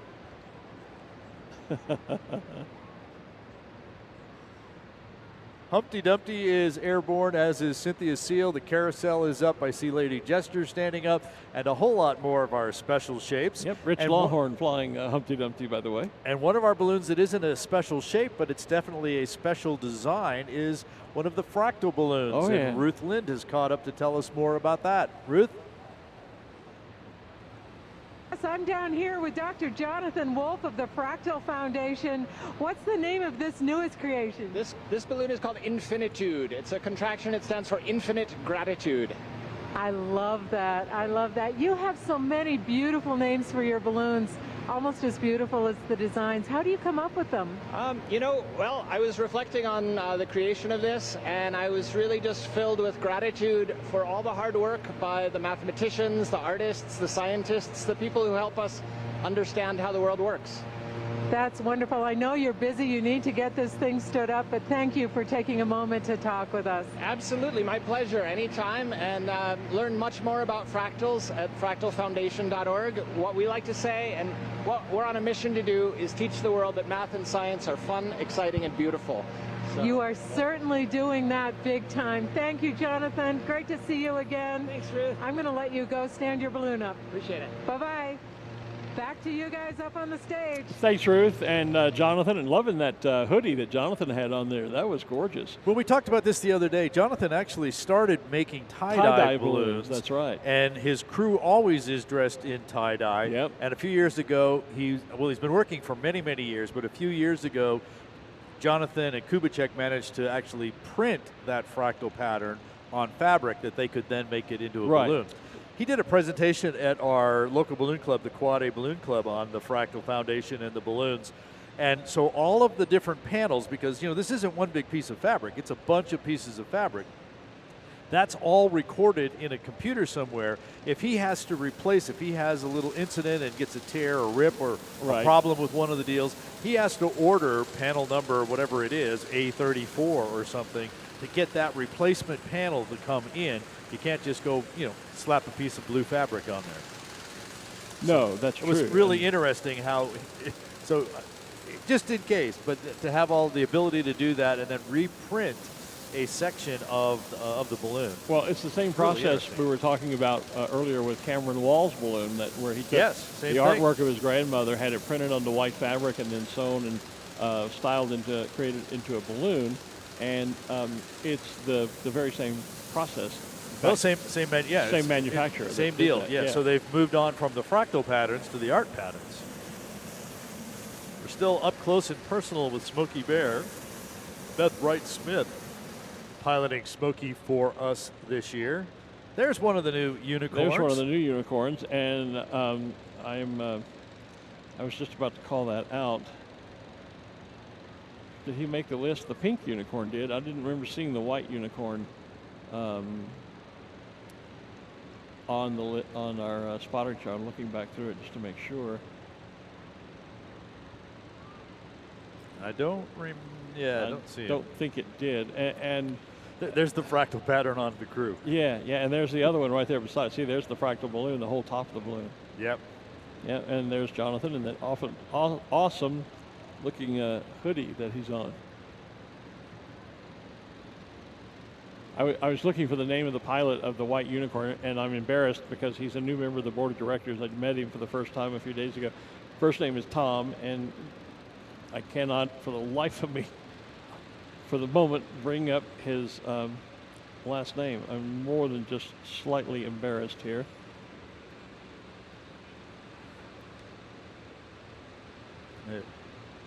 Oh, so we see the back of Augie, and I see Buddy Beaver is there, and one of our lovely guys that we'll bring up here. But we have our Balloonmeister, Henry Rosenbaum, joins us again this morning.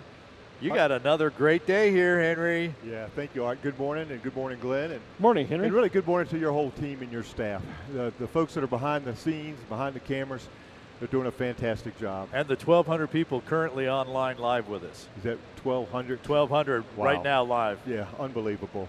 What a day. We're on day 7? Saturday, Sunday, six. Monday, Six. Tuesday, 6. I'm sorry. Day 6, our 7th. We've done 7 sessions There you go. already. Sessions, 7 yes. sessions already. So this is our 8th session. As you've already talked about, the Special Shapes are here for their first session. They'll be here today, this morning, tonight. Again, we'll repeat that again tomorrow. So the weather's fantastic. Yeah, and what about that sunrise this morning, huh? Unbelievable. Unbelievable. Yes. Tell us a little bit about the competition. After we get these non-competitors out of here, the shapes will still be up or fly. What kind of competition can we expect today? Yeah, so today's unique because we have 5 poles, and what they are is they're literally just poles that are sticking up in the air about 20 feet. So each balloonist in their basket has a ring that's about 12 inches. You've got one there. So We've about got 12 one. inches, perfect. So 12 inches, and their goal and their wish and hope is to take this ring and stick it over the pole, and it'll just slide down. And then collectively, we can count how many rings are on a pole. On each pole, there's $2,000. Oh, wow. So $2,000 each pole. If you're the only one, you have $10,000. I mean, So $2,000. $2,000, right. If you have 2 people on it, they will split it, and we'll keep going down the numbers. So it's an even split. There's no weighted balance for the first guy on to get more. No, we have not done that. So it's yeah, an even split. Yeah. So, Okay. because what we realize is we're finding that each year pilots are getting better and better in their skills, and we're seeing more and more of these rings end up on the poles. but $10,000 across the 5 poles out there for grabs today. Yes. And Glenn, what we used to do is when somebody would ring a pole, we'd put a pole down. Right. And take that it away. prize was gone. And that prize was gone. And we realized that, hey, there's more people.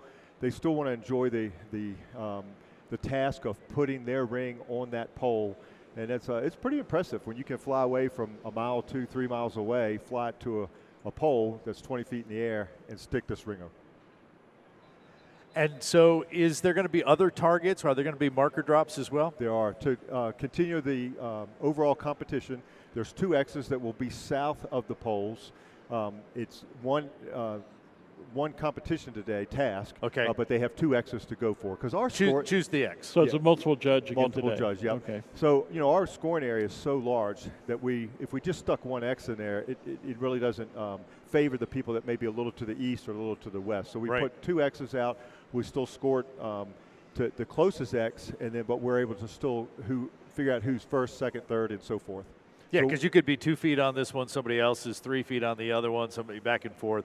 It doesn't matter which X, the distance is what counts. Correct. And I got to give a shout out to our scoring team because they're out there right now getting ready to set the X's up, put the poles out. But where their job really comes into play is scoring all of these markers. And in most competitions, we only score out to maybe 200 or 300 feet. Right. Here, we're scoring the whole entire scoring area. So you may have somebody that is in the far north end that could be 400, 500, 600 feet out, and we're still going to score it. And they'll still come in. They'll get a place. You talked about the skill of the pilots to ring those poles.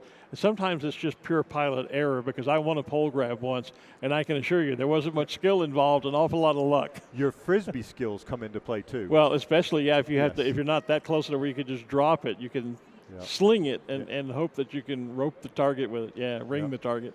So we've sent a message to all the pilots. We anticipate we know the scoring area is going to open up at 8 o'clock That scoring area will close at 9:30. Okay. And then also, as we saw the other day when we had the competition, we expect many of the balloonists to land here on the field. So if you'll help us out with the crowd and letting them know what's going on, but also what to expect with those balloons coming into land, and give some space for those balloonists. We'll certainly do that. And we'll bring our camera down so we can get those great shots of people coming in with the rings on the poles. Yes. And if you can't ring the pole, ring Art. Then I'll come up with $5 Is there a bucks penalty if they ring me? Hey, I'll come up with $5 or $10 for a prize. Why not? Yep. No, I have people out there spotting me. I will move if you attempt to ring me. Right. Okay. Yeah. Right. Great. Thanks, Henry, for coming out. Yeah. Thanks for having me, and look forward to every day being here with you. And y'all are doing a fantastic job. You as well and your whole team. Yep. Thank you. Thanks, Absolutely. Henry. Thanks, Henry.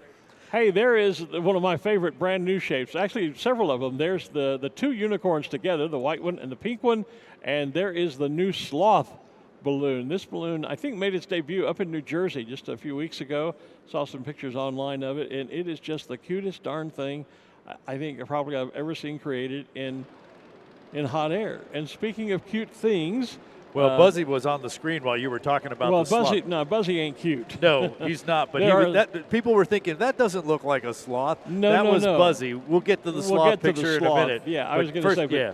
But yeah, back to the cute things. I'm sure that those who are with Ruth are cute, and we're talking about a couple of more kids out for Kids Day. So Ruth, take it away again. Hi, we are down here with Frida, Allison, and Estrella, and they're here for Kids Day at Balloon Fiesta. So is this like a great way to have a day off school, or what? Yeah, it is. What other kinds of things would you take a day off for? Probably sleeping. Sleeping. Estrella, what's your favorite balloon? My name's Allison. Allison, I'm sorry. What's your favorite balloon, Allison? The clown one. The which one? The clown one. The clown one. And look, it has 2 clown faces on it. You're not scared of clowns, huh? No. No. Estrella, how about you? What's your favorite? The pig. The pig. The pig. And you know what they say, when pigs fly, so that's what he's doing. The pig is flying. You guys, I hope you have a great day today at Balloon Fiesta Kids Day, and we'll throw it back up to the stage. Thank you. Thank you, Ruth, and thanks for those young folks for being out here today. We know they're having a great time. Hope they are. Yeah, the clown. There's the 3-faced clown. Right. There is a 2-faced as well. Is it the 2-faced called Coco? Coco, yes. He's a happy clown on one side and a sad clown on the other. And this is actually almost a replication. The one we're looking at now, the 3 faces of sometimes those masks you see down at Mardi Gras. Right. And so, like, we have Lady Jester who's here with us as well, based on that same principle. But yeah. And I found out, by the way, There's your sloth. There's the sloth, far right. Isn't that just, wait till you see it. If it flies, it may not, but it's just the most adorable thing I think I've seen in hot air. Speaking of unicorns, which we were earlier, I know Britt Lee at Plano Penn was talking about Alicorn, which is the pink one, the pink unicorn. There's also a white one out there that I mentioned earlier that is flown by Tom. And Tom, I have to apologize. I had momentarily forgotten his name. We only met last week at the BFA board meeting. Tom Warren, who is a brand new member of the board of directors, by the way, is here from Florida. And I don't remember the name of the balloon. Having senior moments, but his beautiful white unicorn is also here. And just for the record book, get ready to mark those bingo cards. The unicorn is the official animal of what country?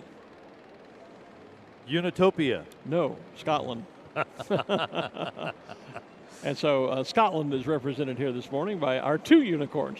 I'm sure that's not why they're here, but just a little bit of trivia to throw in there for you. There's a shot up of Seeking Nirvana. That's Sharon Hartshorn flying the regular shape, as we're seeing more and more of our special shapes stand up. There's a nice good shot of, I don't know if it's Evo or Ivo, I-V-O. I don't know. I would say Evo. Yeah, that's what I was saying, Evo. And Evo is airborne. Unless it's Ivo, like Ivan. But yeah, I don't know. There's the snowbird, the penguin, tourist shape. And the sloth is going airborne. Oh boy. That is just probably my new favorite special shape. I saw him get to fly that balloon in Colorado Springs over Labor Day, so that was fun to see the sloth up there. The first pictures I saw of it, I think Glo Kehoe was flying it up in New Jersey at the New Jersey Balloon Festival. First time I knew it was being built. I'd heard about it, but that was the first time I actually saw pictures of it. Yeah, saw some of the early inflation pictures. And what a great character. You know, sloths move so very, very slowly. So this is the perfect day for it to be flying. What a perfect caricature to create in a hot air balloon, and what a great day for it to fly because it's barely moving. There's Baby Ground that we were talking about earlier. Yes, with the music yesterday. When it stands up, we'll have to check out. We'll all do a chorus We'll do of a yesterday. double check on. We'll do one of those Glart duets that Dina Lee was talking about. Look at the I absolutely am adore. I'm going to get a picture of that. Yes. Adore the sloth. While you're doing that, I want to. Pardon me while I do some fanboy stuff here with the sloth. I wanted to mention Kashari, Peter Procopio in the Kachina balloon. We saw it go by earlier. He's behind us now. Oh, what an amazing. Gives us an opportunity to talk about the Red Rock Balloon Rally. First weekend in December in the Red Rock State Park just outside of Gallup, New Mexico. If you are in the area, be sure and check out the Red Rock Balloon Rally. What an incredible zoom on my iPhone here. Cool. That's awesome. Isn't that a cool shot? See the sloth? Oh, there you go. He's even turning around. You're going to even going to get a slightly better one. Almost, but yeah, the stage light's in the way now. Oh, I have to wait till he climbs a little bit. There's Augie, our friendly dragon. Dragons have always been a fairly popular shape, too, over the years. Yeah, there's Augie, and then I don't know if it's here this year, but was it Smog, the dragon from Lord of the Rings? Remember the purple and reddish purple dragon? And there was a T-Rex, and we've had all kinds of them. I think Augie might be. Oh, yeah, the T-Rex. Oh, my goodness, that goes way back. And someone on the feed said, they love the bees. Well, there they are. There they are, yep. I see Dos Equis on one side, Chick-fil-A on the other, and then Saguaro Grande. Saguaro Grande is out there. I see right near... or Saguaro Dude. They keep changing the names on it, yeah. Sushi Saguaro is, Grande we're back to now. Okay, Sushi is out there just next to our little white unicorn. That is Katie Griggs. Special shape, Sushi. I see Mr. Is it Mr. Zed, the zebra balloon? Mr. Z. Mr. Z. So well, yeah, Zed. It would be Zed if we were overseas. Yep. Yep. Somebody said the beaver looks like a potato, and you know why that is? Because it used to be Mr. Potato Head. And then because of legal issues with Hasbro, it became, they did an extreme makeover and it became Buddy Beaver. There is Chickaboo. Is that? Yeah, that's Chickaboo. Yep. The Carmen Miranda and lookalike. Hey, the radio disc jockey guy is back here with us. You see him up here in front? See with the headphones on? Striker. Yeah. I think that's Striker, yep. Yep. And I see the lion, sometimes called Simba, peeking over the top of, looks like Peg Leg Pete. Yeah. And there's Lindy behind the snowbird. There's Pencil Boy and the Red Devil. The Red Devil. Someone was asking if the Red Devil was okay after the power line incident earlier this week. And yes, the balloon's fine. Everybody on board is fine. We're happy to report, and the balloon is back and airworthy. So I'm going to steal the bingo. On the right-hand side there was the back side of the balloons. We're now looking at the front side. We're looking at Puddles and Splash and Tall Steve. Not in that order. Not necessarily in that order. I'm not sure about the order. Oh, look. We've got little extra dinosaurs and unicorns out there. Oh, yeah. And we saw some interesting shapes go by, probably 30 minutes ago. They almost look like the little wavy air, cold air things that you see out there. I thought that's what they were. They were people in them. Oh, really? No, they were people in them. Oh, okay. They were costumes. They were costumes that people wore. Okay. Ruth talked to some folks with pumpkins on their head the other day. She did, yeah. That was a little bit too Halloweenish, meaning the horror movie Halloween, by the way. Yeah. For me.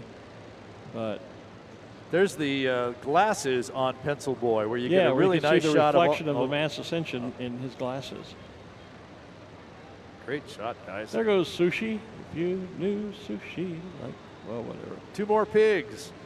Yep, that's Spidey Pig. And Pegasus.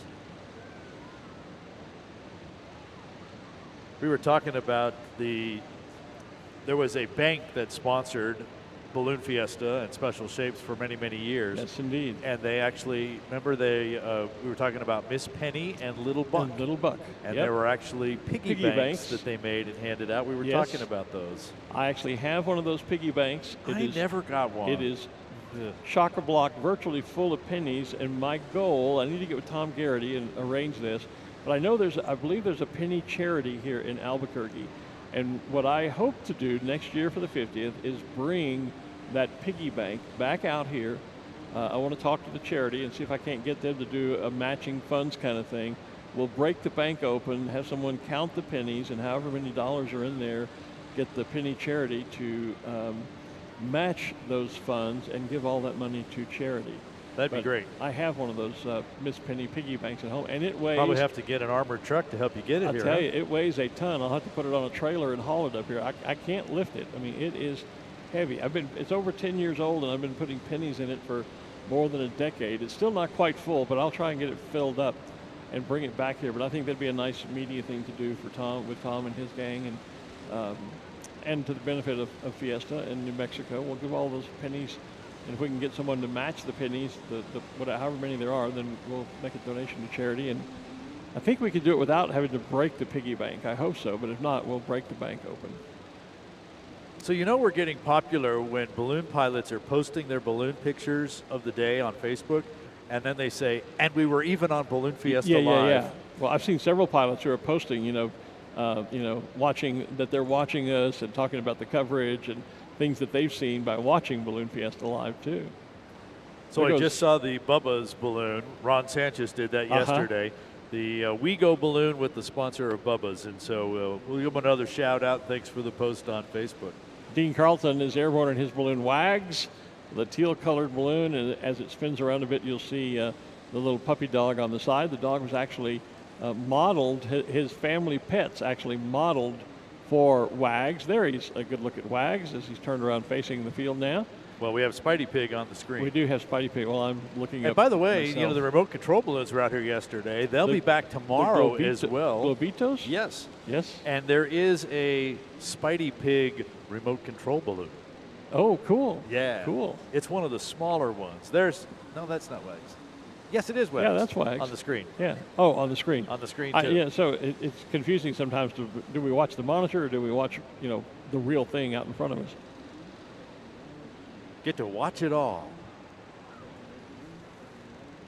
There is the Chili Ristra. We talked about Mike and Tammy Shrum earlier this week. Look at that view. Just kind of lay back on the grass and watch the balloons come to you. Yeah. Yes, you're on. We saw you. Yep, there's the Chili Ristra you just talked about. We talked about it the other day, right there by the bees and Dos Equis.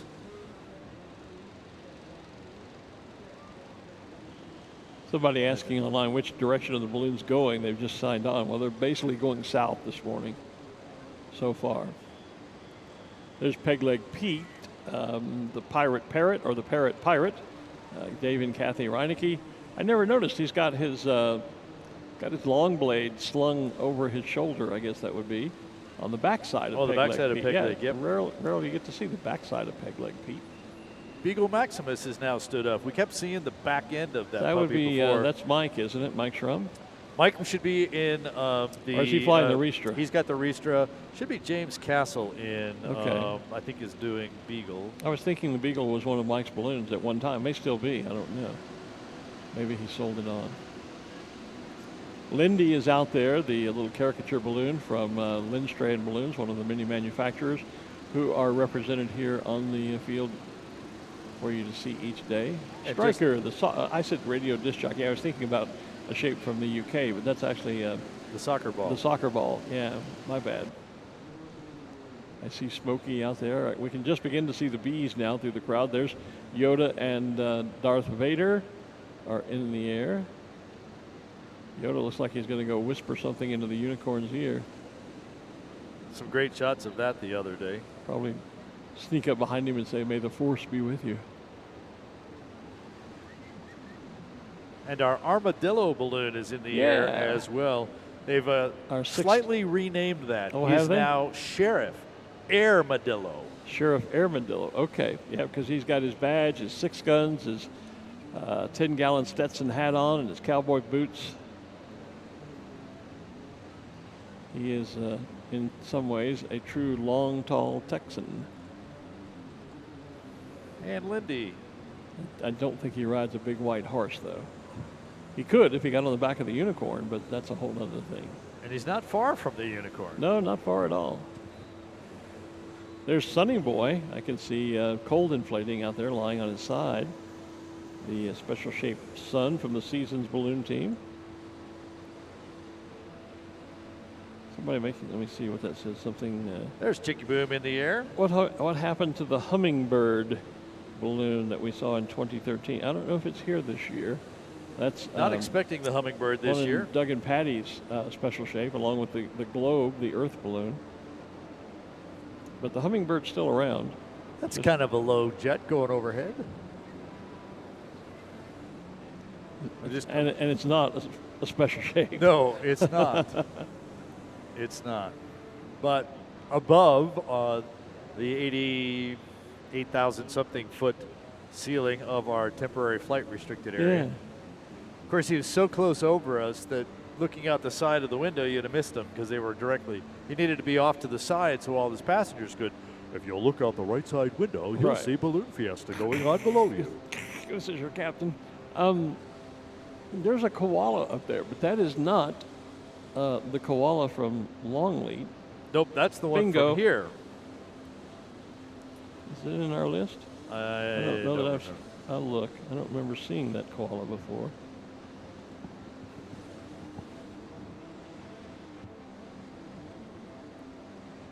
I don't think it made it in there. Well, As we can, like I said, we continue to add new balloons right up until the couple of days before. Hey, there's Rickenbacker. Andy Caton brought his Snoopy on the red, white, blue balloon with the Red Baron. Right in front of Cork the puppy. no, I don't see the koala in our spotting chart. We see that balloon around Albuquerque. I think it is. I think it lives here. Oh, yeah? Okay. The only one I've ever seen prior was the koala that we have over at Sky Safari in Longleat. Bingo, bingo. Just in case for those of you who are playing at home. I love it. That looked like a side view, but it is just the side. I thought it was, but because I knew the penguins were up. I love people who send me phone messages, and it's just their phone number. There's no name, and it's like, I don't have a clue who you are. So, if you want to message me, put your name on it somewhere, because I don't keep memories of phone numbers. I don't have everybody in my contacts, and I'll get a text. I just got one, and I'll get a text, and it's from a phone number. And, it's hi, Glenn, how you doing? You guys are doing great, whatever. And it's like, who are you? Who am I talking to? Fred B. Rabbit. Put your name on there, for goodness sake. Keith Spruill brought us Fred B. Rabbit this year. Fred B. Rabbit is getting up there. He's getting long in the tooth. He's been around for quite a while. You can tell he's climbing because the ears have flopped over, yeah. That's another one of those cases where it's kind of a regular balloon and then the ear appendages. Right. There's just a little hole. That's what I say we were talking about. There's no about. lift in the ears, so it just kind of flops over as they go up. And if you look closely at most of these shapes, you can identify where essentially the standard shape round balloon is a part of the balloon. Look at the B family. All of them are basically built around the standard round balloon, the black and yellow striped bodies, and then you have the wings and the feet and the heads and the antennae and all of that. That's all appendages, but the basic balloon shape is the body. Same is true if you look at Snowbird up here, the tourist penguin. Again, the body is pretty much a regular shape. A regular round-shaped balloon, and then it just has all these appendages built onto it. The owl balloon, same thing. So, inside every special shape, virtually, there is a standard shape balloon. Even in those square ones you were talking about, we talked about the pirate ship, the flag, the Orient Express, all of those. If you get there underneath those and look up inside, you still see the shape of that. Yeah. And all that other stuff is just almost cold air. Yeah, it really is. It doesn't. All the appendages don't provide any real additional lift. Nope. They're just filled with air to make the shape. But the volume, the lifting volume of the balloon, is typically captured somewhere within the standard shape area that makes up a part of the body of the balloon. So yeah, as we were saying, inside every special shape, there is really a standard round balloon, and some of them are just round balloons with appendages, like the penguins we're looking at the moment. They just have their wings and the little nose or beaks.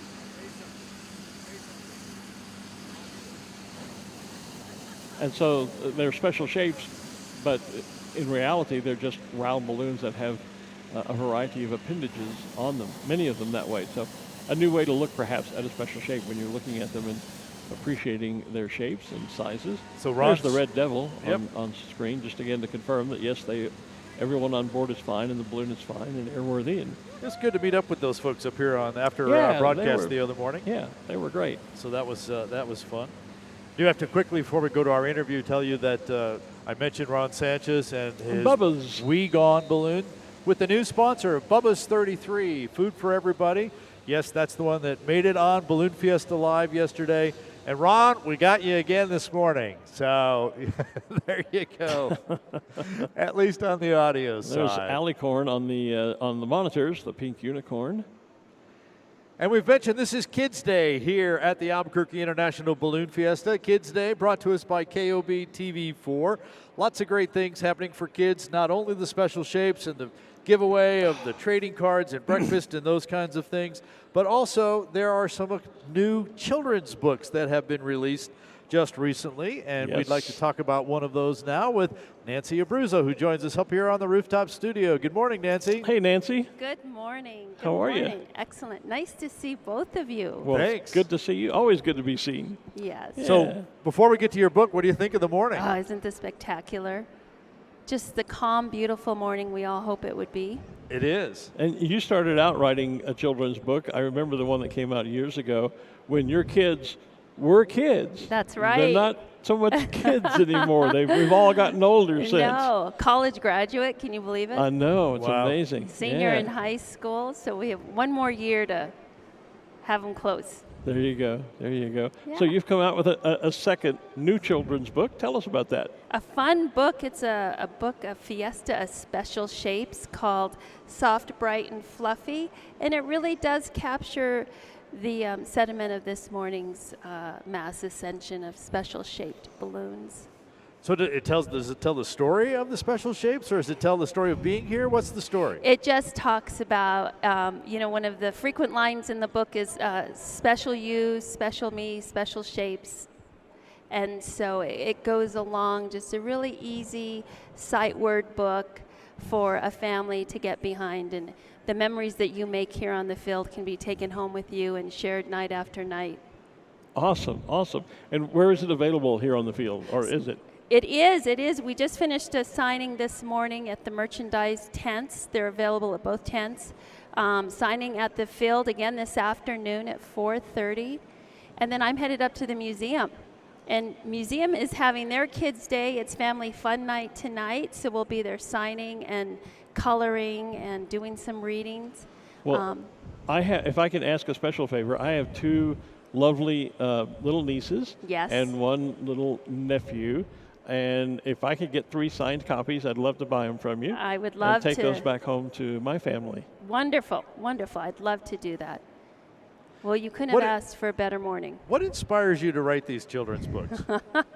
This is a product of COVID and not procrastinating. But I think there's all these special niches in ballooning, and it's a great way to put focus on it. It's a great way to introduce it to the young children of ballooning, and it's been such a tradition in my family that hopefully it plants a seed and it gets them coming out to see all these beautiful balloons. Outstanding, outstanding. So the name of the book? Soft, Bright, and Fluffy. And it's available in the merchandise tents and other fine places. And if you can find Nancy today at a reading or a signing, she'll take care of that for you as well. I'm headed up to the museum at 9 o'clock, and we'll be reading and signing up there till 10:30. Outstanding. And back on the field this afternoon? That's right. 4:30 on the field today. Which tent, do you remember? The south end. The south at the end merchandise tent. Merchandise tent, okay. So when you're back for our Special Shapes Glodio tonight, you can pick up a copy of the book, or you can get your 3 get and get them well, signed. I'm going to get my 3 while she's here, I hope. But yeah, Yes. but yeah, you can meet up with Nancy this afternoon and have a very special souvenir. Get your book signed tonight while you're here for the Glodio. Perfect. Nancy Abruzzo, thanks for bringing your book by. Best of wishes to you on the success of that book. We look forward to number 3, right? Yes, You got thank another. you. You got Thank another you one for in. having me. You got another one in the works. I have it in my brain now. I got to get it to Well, paper. There you go. You're going to have to move up an age group or two Yes. maybe to keep your kids involved. All right. Thanks, Nancy. Thank you. Thanks, Nancy. Always good Thank to see you, dear. TikTok on the screen as we continue to get our regular shape balloons inflated and off the field so that we can start our competition and our special shapes. Some of them, many of them are actually flying. A number of them will stay static along the east side of the field. And shortly we'll be asking those of you in the middle of the field to start moving to the edges as we start creating a flagged off area for our competition. In fact, I already see the scoring team out there working. I see at least 2 poles up there already. There will be a combination of 5 poles set up. And as Henry Rosenbaum showed us before, they have this ring that is a little about maybe 14 inches in diameter, and they'll be attempting to put that ring over the top of the pole for a chance at up to $2,000 cash on the pole. And of course, they'll be throwing X's at or markers at the X's on the field as well. So 2 tasks as they come in, the ring the pole task for cash and the overall points by throwing your marker on the X's. We'll be taking one of our live Balloon Fiesta live cameras down into the competition area. I'll be down there so that we can bring you up close and personal shots of all the competition as it happens. When we were down there Tuesday, they were coming at us fast and furious. It's going to be a nice slow day, but there is a box working, so we may see multiple passes, and it's really great to watch them come in and try and get those poles. On the screen, we see Pencil Boy, and there's Albert Einstein, the smart one. Off to the left side, Mr. Z, and I see it looks like Peg Leg Pete smiling in behind, trying to photobomb that picture. Special Shapes and Kids Day. This morning it's a rodeo. Tonight it's a glodio.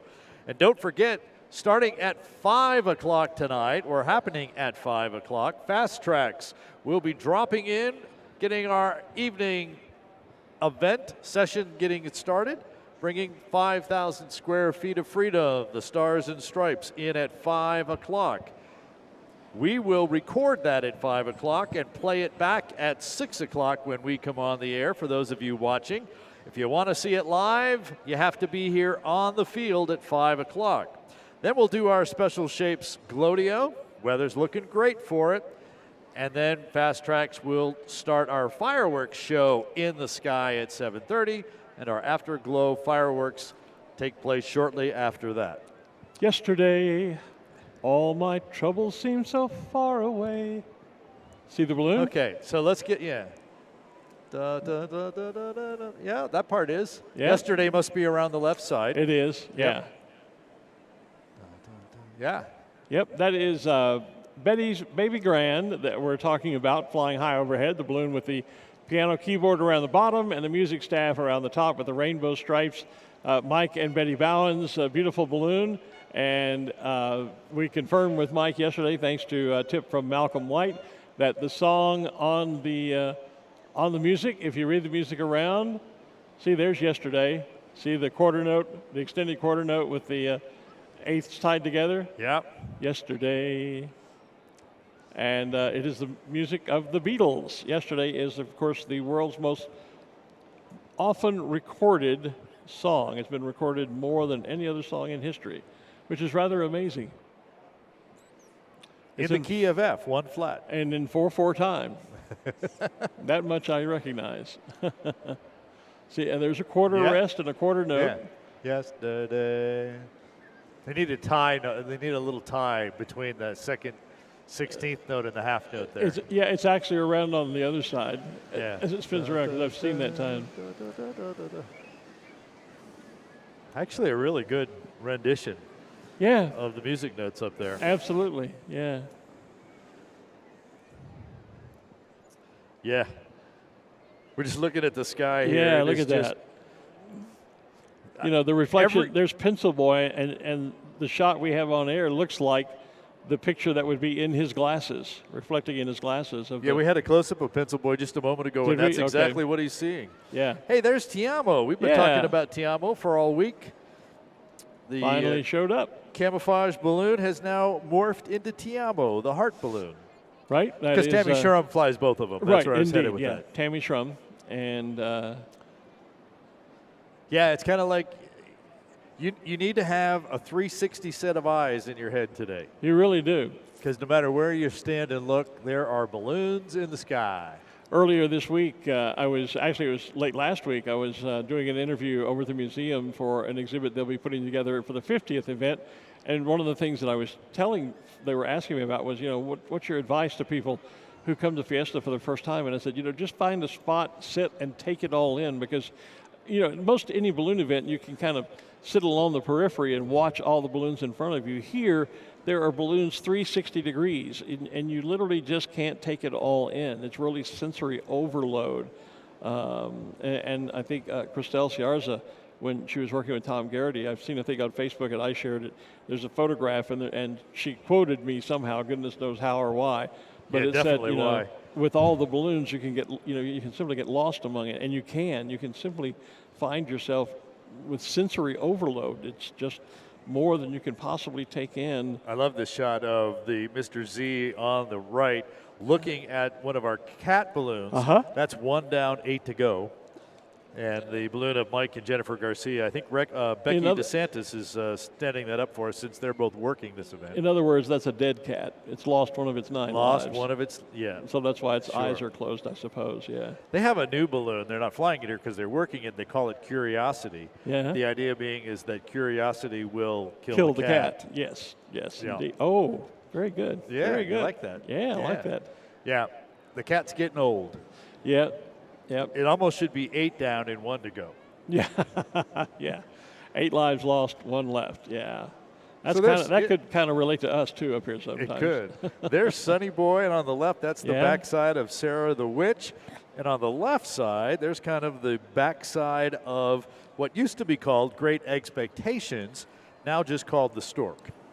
Oh, they finally just changed it to the Stork? The name, yeah. Those orange things are the feet. So the head of the stork is on the other side. Yeah, I think it was a great name. Great expectations for a stork delivering a baby. Yeah. And owned by an obstetrician. And so, but people didn't pick up on that so much. So now they just call it, when they rebuilt it, as we've talked about, balloons wear out, fabric wears out. Right. So they either go away, they go off to the balloon heaven, or they get rebuilt. And so when they rebuilt it, they started calling it the Stork. Dawn Chase just sent me a text. She's the social media director for the Balloon Federation, and she sent me a text that says, if you can sing yesterday, you can sing Spider Pig tomorrow. Well, Dawn, I think there would be some question about whether I can sing at all. So I'm not sure that's going to carry across. So, Glenn, we have now got all of our regular shaped balloons in the air. There is one more that may be going up, but it is time for those of you on the field to start moving to the edges. Move towards concession row. You can move to the west. Move to the outsides. But basically, you want to go to the east. I mean, that's where the shapes are going to stay standing on static, and so you can wander around amongst those balloons up close and personal. You don't want to be over on the west all by yourself, although if you're into social distancing, that would be the thing to do. Coming to the south would be good, too, because the balloons will be coming right at you. And they will be landing up here, but you'll need to be aware of that and be wary enough to be ready to move. Speaking of social distancing, we are going to have quite a crowd along the eastern side of the field this morning with all the shapes, and we should remind you that we are pandemic cognizant here at Balloon Fiesta. Remember that it's a state mandate that if you are indoors, you must be wearing a mask. That includes the tents here at Balloon Fiesta Park. And if you're shoulder to shoulder, if you're in a large crowd, as you will be along the eastern side there with the special shaped balloons, we encourage you to mask up. It is your personal choice whether you do so or not. But when you're in a shoulder to shoulder crowd like that, we do encourage you to go ahead and mask up even if outdoors. So just keep that in mind this morning. Right across from the rooftop studio is the officials tower where they hang out and watch and control what's going on here on the launch field. Ruth Lind has managed to get on that tower with the officials. How did she do that? I've been here 32 years. I've never gotten on that tower. Well, she is there, and she's got our chief safety official, Tom Bueno, with her. Ruth? Well, all I did was ask nicely, and they said, sure, come on up. Anyway, I am here with Chief Flight Safety Official Tom Bueno. Tom, talk to us a little bit about what's going on the field now. All right, so right now we're trying to get some of the special shapes off the field. We're going to set up a target in the middle. We're on the south end of the field with our Balloonmeister, Assistant Balloonmeister, Chief of Launch Operations and Weather, and we're observing the field, watching the weather in a micrometeorology standpoint to make sure that we can communicate to the pilots that we're going to have a safe operation and that they can get to the targets. So the Balloonmeister is watching the overall event, the Assistant Balloonmeister is watching the scoring and working with our scoring officials, and Chief of the Launch Operations is making sure that we get all the balloons that are going to launch off the field. And so it's a coordinated effort to ensure that we do a safe, coordinated launch, and then we have a great, excellent scoring opportunity for all the pilots that want to come in and score on the target. That's wonderful. Tom, it's like a ballet out here that you are coordinating. You're a busy guy. What's a typical day like for you at Balloon Fiesta? Well, so the chief officials like myself, the Balloonmeister assistant and chief launch and meteorology, we're up at 4:15 a.m. for our first briefing in the morning because we want to have the best information to prepare the pilots to have a safe flight every day. So we start at 4:15. At 4:45, we have a briefing with the rest of the officials, and after 4:45, we send somebody to the public safety meeting. So we coordinate with all the other agencies and groups out here, ensuring that we have a safe operation and enjoyable operation. And then at 6 a.m. we meet over on the west side of the field, on the middle of the west side of the field, with all the pilots, and we brief all the pilots on the operations and the weather conditions and all the events of the day. And then after that, the pilots will go back to their launch squares approximately 6:30, start to unroll, take their balloons off the back of their trucks or out of their trailers, start to lay out and get prepared for flight. And approximately 7 a.m. or sunrise, we start to launch the first balloons in accordance with the sequenced operation with launch directors. Wow, you just kind of made my head explode there. That's a lot, and we're so grateful that we have a professional like you running this show, because you do it so well. It's a fantastic team-coordinated event. My team, the launch director team with 50 to 60 launch directors, all the meteorology staff, all the scoring staff, all the public officials and field support crew. It takes everybody in a coordinated team approach to make it happen as smoothly as it does every year with Fiesta. Thank you, Tom. I'm throwing it back to you guys on the stage, and I don't usually get to do it by waving, but back to you. Yeah, we had a great shot of not only you and Tom from the camera that you have with Tom there, but we captured you guys from over here as well. So she just asked nicely. Clearly, that must never have occurred to me to do so. Yeah, well, look at that smile versus yours. Well, that's true, too. Ruth is much more attractive than I am, or ever will be. But she's on the tower amongst all the red jackets. Of course, we know what happens to everybody in red on Star Trek, so maybe that's not a good place to be. I don't know. I'm just saying. But, hey, you were saying... Red jackets are a little higher in the rank here than they are on Star Trek. Yeah, probably so. You just mentioned, of course, that we are encouraging our spectators now to move to the perimeter of the field, and I saw a few minutes ago the white truck leading the golf cart with a big spiral of flags, and they are flagging off the scoring area. They are. And our spectators must be outside of that flagging area. So if you'll cooperate with our scoring team as they're trying to get the target field set up and get us ready for the second part of today's activities, and that is the continuation of our however you want to look at it. And the ring the poles. And the ring the poles. $10,000 are going to be out there on those poles this morning.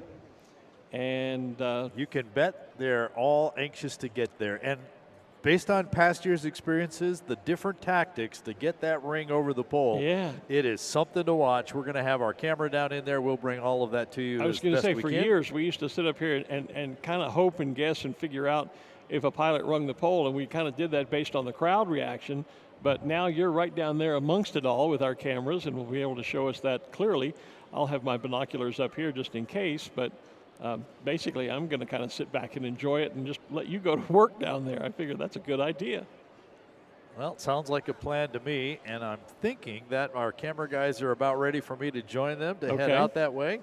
So I'll let you enjoy the wonderful morning we are having of balloons in the sky and special shapes on the field and in the sky here at Kids Day at the Albuquerque International Balloon Fiesta. I was going to say, we saw the bees lift off while Ruth was talking with Tom, and a couple of them are holding hands as they fly away over to our right with the sandias in the background. These other shapes that you see here on the field are probably all going to remain static. I think the time for launches has probably come and go. I'm just guessing. So that means most of these balloons are going to remain static. So for the benefit of the production truck, since my talkback isn't working, I think what we'll do, Art, is we'll let you break off and get with our team and get down and situated on the field, ready for the competition. We'll keep the video feed up and let everybody enjoy some close-ups and other views of the shapes that are on display. I'm going to take a quick break backstage, and then we'll come back in a few minutes and be ready to start today's second activity, that being, of course, the overall championship competition. You've been enjoying Kids Day, sponsored by KOB TV, and also with the launch of Creamland's Arabelle the cow this morning with our American flag to start off the day. Kids Day and the first day of Special Shapes Rodeo and Glodeo. Our rodeo this morning, coming up again this evening, our first Glodeo tonight. So we're going to send Art down onto the field, get our remote team set up. I'm going to step backstage for a couple of minutes. We'll keep the video feed up live and be back with you for more commentary in just a short break. Meanwhile, you are watching Balloon by ExxonMobil at the 49th Albuquerque International Balloon Fiesta. Back with you shortly.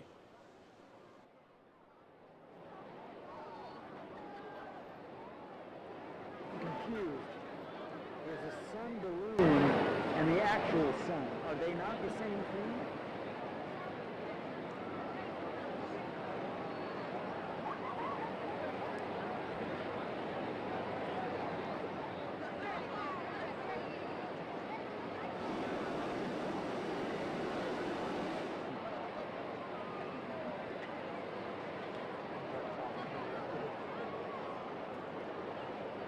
I am done talking for the rest of the show.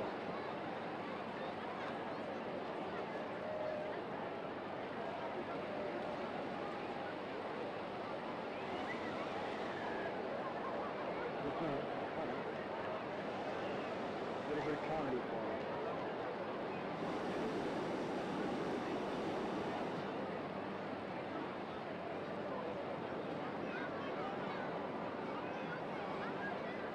That's right. That's right.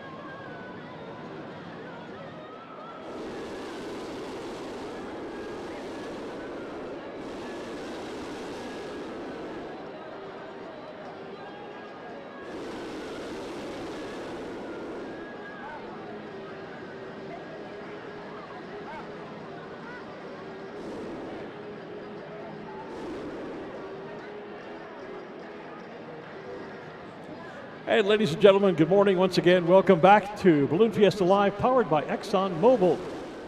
Normally, we have a good few minutes before setting the field and the competitors coming in, but this morning we have scoring underway already. Art is making his way down to the field.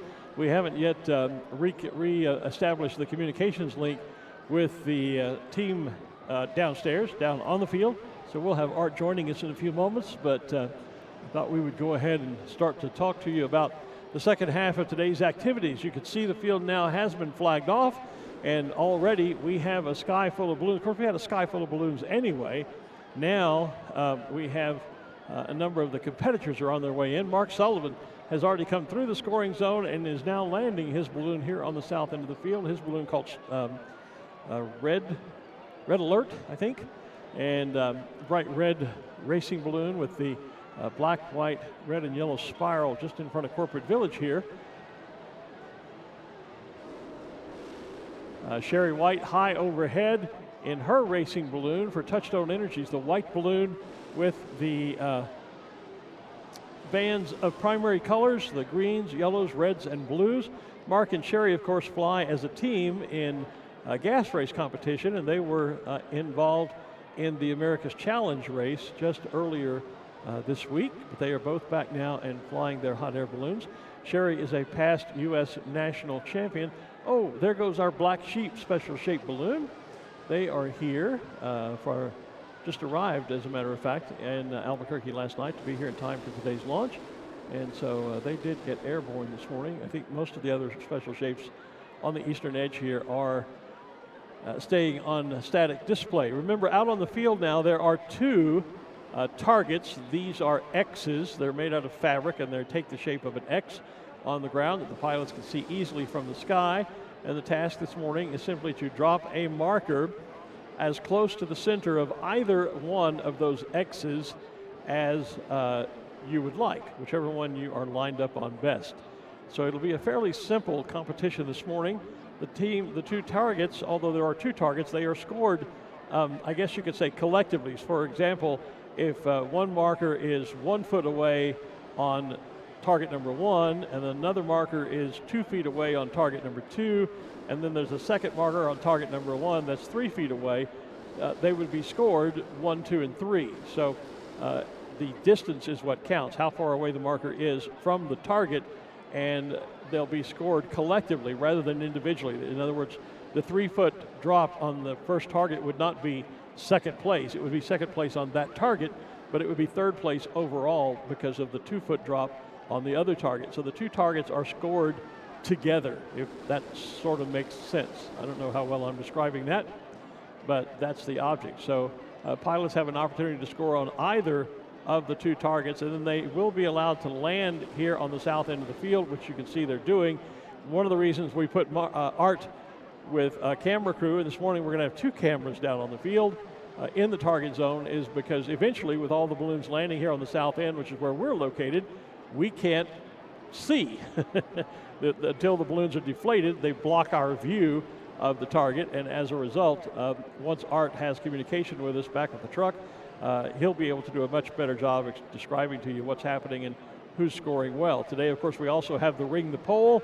There are 5 poles out in the scoring zone. Each one is worth $2,000. So if you're a pilot and you get your ring on the pole, and you're the only pilot who gets a ring on that pole, you'll win $2,000.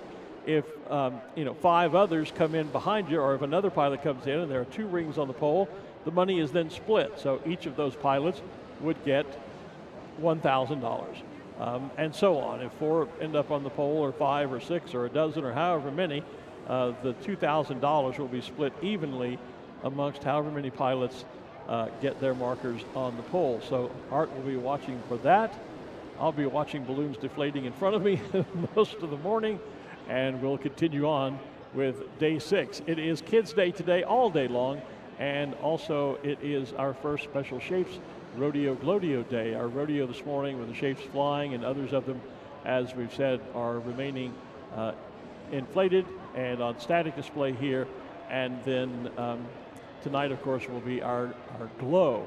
Also on the rooftop studio with us this morning, Team Fast Tracks is back.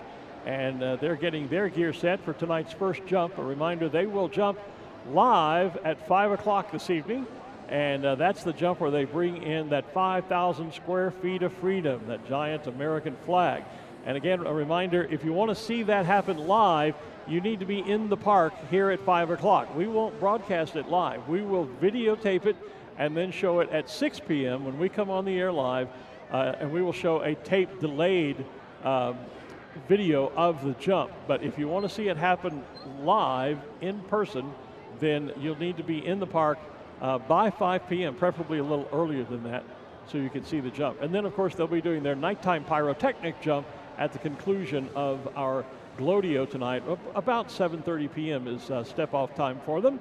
So glad to have Team Fast Tracks back with us once again. Their incredible skydiving program and show is just remarkable, both the daytime and the nighttime jump. So 5 o'clock, be here live. If you want to see it, we'll show it to you again, tape delayed at 6 p.m., and then we'll be live for the nighttime pyrotechnic jump that takes place about 7:30, immediately following tonight's Special Shapes Glodio. So that's coming up. Meanwhile, we have a full morning and a full sky of balloons. My goodness, look at the number of balloons in the sky. Most of these are our competitors who have gotten over the field and are lining up now to make their approach to the target. That rainbow spiraled racing balloon coming down quickly now, trying to get down into the target zone. I see out there Joe Zavada in his black, white, and yellow spiraled racing balloon. Right just to his right, Nick Donner in the bright orange balloon with the black, white, and silver diamond shape in the side. Nick is a 5-time U.S. national champion. Guy Gauthier is up there, his balloon easy to pick out of the crowd. It's a bright orange crush with a band of multicolored patches around the center of the balloon. I can make out at least two of the Hartzels and their Texas Racers. There's the third one in the royal blue with the white stars around the band, a band of stars around the center, and the black and white racing stripes around top and bottom of the balloon. As usual, they're coming pretty quickly, and we try to grab IDs for you of as many as we possibly can. We can't always catch all of them, so let me get back into my spotter app on my iPad here, see if I can go to work.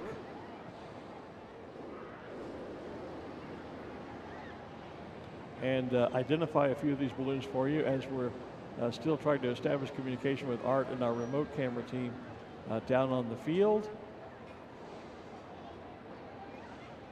And also, fortunately, I've got my binoculars with me where I can, the first thing I'm going to try and do is locate the two X's that are out on the field. And by the way, one gentleman was kind enough to come up and tell us this morning, we were talking earlier about the flight of veterans, women veterans to Washington, D.C. yesterday that we saw in the news, talking about that in relation to the flight, the Major General who was taking the flight in our ExxonMobil balloon this morning. And that gentleman very kindly told us that is the Honor Flight. Honor Flight is the name of the organization that does those flights for our veterans. And so thank you for coming up and giving us that message. And I understand we now have communication with Art on the field. So Art, I'm going to pitch it down to you, my friend. Hey, Glenn, we are down right in the middle of the polls this morning. We're getting our camera. We're trying to guess which pole to go after. There are two kind of north, and then there are three just a little bit south of that. Sometimes we put them all in a straight line, so you could actually kind of get almost a second chance at the poles as you came by. If you weren't quite lined up on one, you could have a pretty quick opportunity to shift a little bit. But yeah, they are coming in already. A lot of them have coming in. I've already seen some rings that have. The X's are, they should be easy to spot. Sounds like maybe we've got Art back. The west side one is almost underneath all of those racers that you see kind of clumped together on the west side of the field. Then there's the same kind of distance over on the east side, but there really isn't a balloon over by the east side of the field. So far, everybody's coming in and headed for the west side of this road that we're standing on. Yeah, I'm thinking I can't quite make out the west one because the officials' tower and all those folks in red are between it and me. And so I'm searching for the east. So the orange racer with the black and white checkerboard was actually, the basket was too low to that pole, and he kind of tried to throw it up to get to the pole. One of the Hartzels, let's see, it's got the silver on the stars, no hat. So that's probably red. Yeah, I think because we think Lucas is flying the one without the silver, and Joe normally does have a cap on. And Joe Zavada went past the first pole, but he might have a line on the second line of poles. So you're saying there's two lines of poles. It looked to me they were almost all in a straight line. No, they've separated them. They'll get to 2 first, and then the next 3. Okay. So red is going to go after the pole right here. There's the toss, and it goes to the ground. That's Nick Donner up above Joe Zavada, by the way. He's coming down now, Art. I'm sure you can see him, the burnt orange balloon with the black, white, silver diamond shapes on the sides. There comes Nick. He's dropping down in front of Joe Zavada.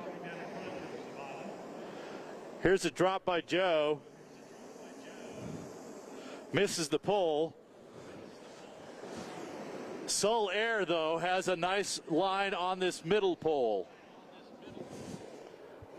Yeah, that is Sean Rea, who's in the Sol Air balloon, and he was in first place in the Sid Cutter Memorial on Monday, even though those scores got disallowed for the overall. Straight up, Tom. So Sean is flying Sol Air. Straight up.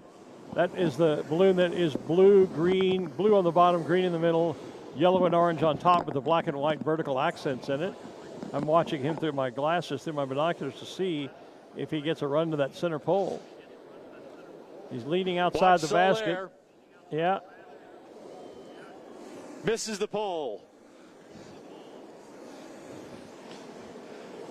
How about the racer coming in behind him, the lightning bolt? Glenn, one of the big pieces.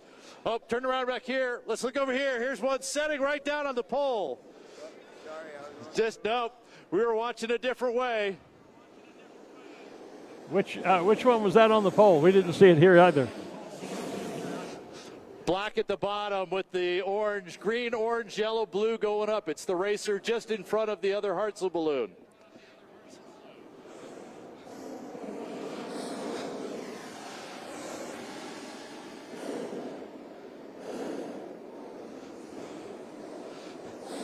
I think Tommy's got the shot of the balloon that got the pole on for you now.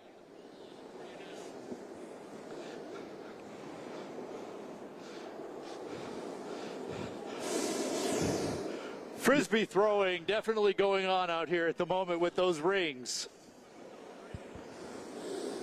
Yeah, that's kind of what they call it on a wing and a prayer. You just throw it and hope. When I talk about competition and train folks off on competition, I show them pictures of all these people and video of these people trying to throw the rings and how often that fails. Obviously, the best one is to actually get right to the pole and set it down. We might see another one right here. Oh, it bounced off the pole. So which pole are you at, Art, when you're talking about that?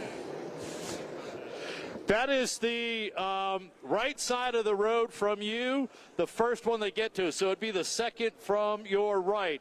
It's banner 198 it bounced off of. Nolan Schuler in the blue, white, yellow regular shaped balloon dropping in on that pole as well.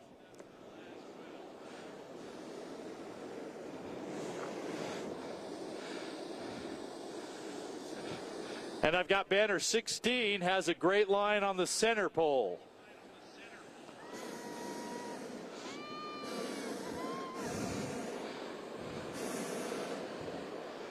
So Nolan's going to have to throw his.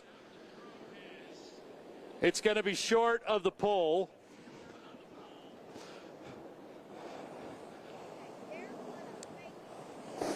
I see Guy Gauthier's balloon down there. I can't see the poles any longer, but I see his balloon, the orange crush balloon with the purple and then multicolored we want to stripes. Get number 16 on the coming in on the pole. Free Tom up.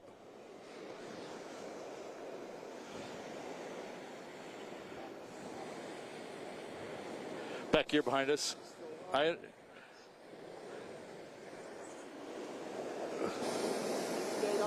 here, right here, right here, right here. Oh, no! He was right there and overthrew it. Banner number 16 is J.J. Mancini from here in Albuquerque.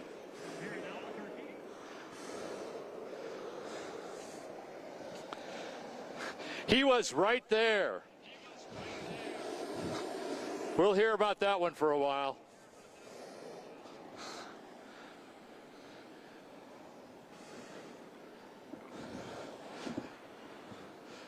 So it looks like Eric Greenwood is going to go between the poles. Yeah, I know, Eric.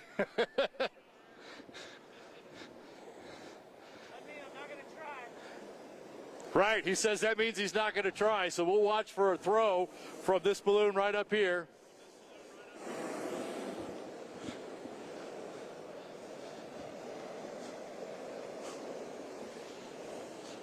There's that throw. No money for Eric. He's still got the X's that he can drop on once they get south of the poles. Not a bad toss.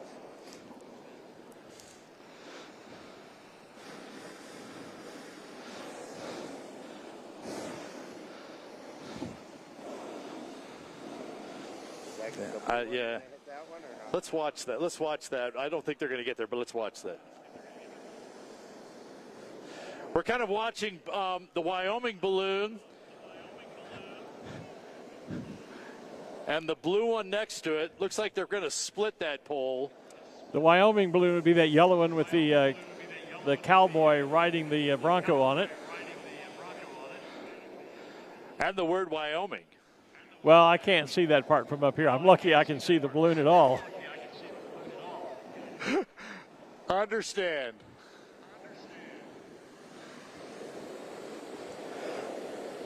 So the Hartzell balloon without the silver might have a good line on the first pole on the east side of the road.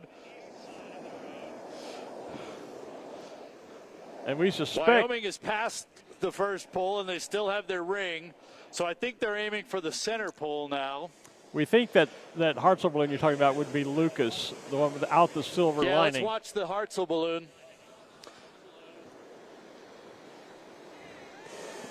And you see, you just set it on, and it goes right down the pole.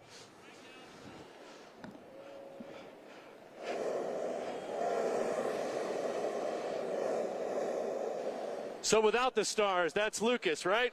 That's what we believe, yes. I can't confirm it, but that's our suspicion.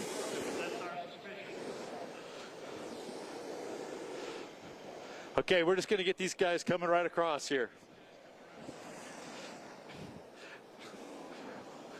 We thought the triangles were difficult to cover the other day. Now we've got 5 poles and they're pretty well spread out. Not to mention the X's. I can't really see the X's from where I am out here. We'll just have to rely on those camera views from down there. Ray Bear has got the Fiesta balloon. He's going to, if he throws his ring, he's going to throw probably on the far west side pole. He's going to have to do it from high. But let's watch this. The Wyoming balloon.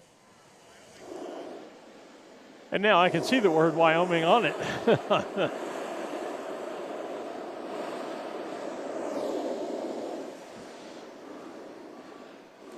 And there's the toss. But right behind it, the Kubitschek balloon, banner 121, blue with the state of Nevada logo on it.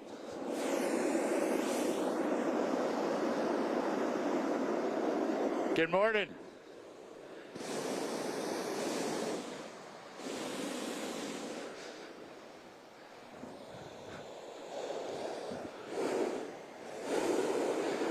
How's that for up close and personal to a balloon?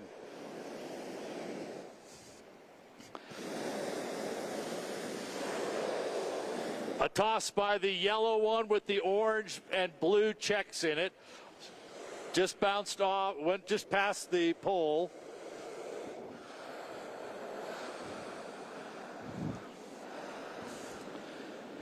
Well, as you might imagine, there are multiple lines, tracks coming into the field here to be able to attempt to get to one of these. Again, with 5 poles spread across the field, that's 5 different lines that you could take potentially to get to a pole. And the X's are such that they're not so much out of that line as well. So a good track today could get you a pole and an X. Well, and as you can imagine right now, I'm looking at a wall of balloons and can't see the targets at all. So I'm just going to let you run with things for a bit there.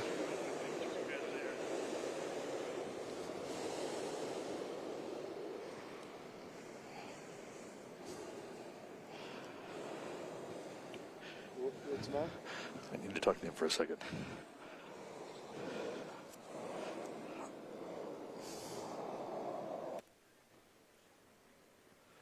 We still have a sky full of balloons over the target zone, as even though it seems like it's very, very busy on the field, and it is. You can see a whole wall of balloons have landed at the south end of the field here, which sadly blocks my view of the targets, which is why we do have Art down in there amongst the targets. But the sky still full of a lot of competitors yet to come, still trying to work their way into the field. Steve Jones is among them. He's dropping into the northwest corner of the field now, the bright yellow top balloon with the orange checkerboard panels around the bottom. He's beginning to make an approach. Steve Jones out of Belton, Texas.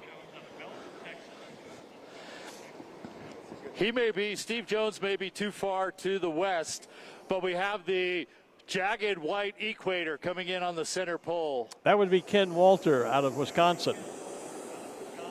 And I can see Pat Harwell out in the distance dropping now his balloon royal blue with that Mardi Gras spiral, the green, purple, and gold spiral.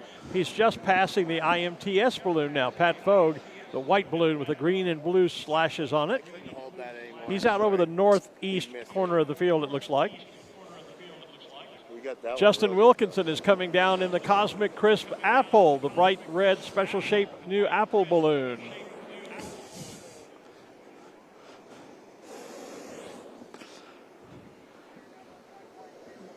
So we have Remax coming right down the center of the field, which he's going to need just a little bit of east or west to line up on the poles. That's Steve Mezzincello.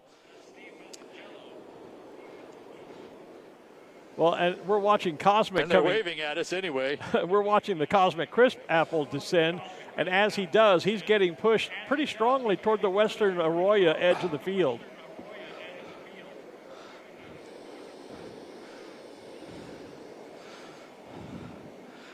So all of a sudden I'm seeing an east direction about 75 to 100 feet off the surface. The red, white, and blue of Blair Kaufman and the orange racer with the black spiral going up.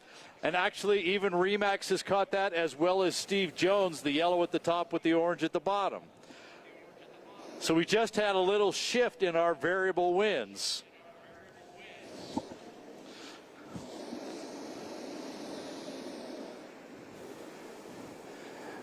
And yet up about 300 feet is Dave Eichhorn in the Visit Albuquerque balloon, and he's going to the southwest.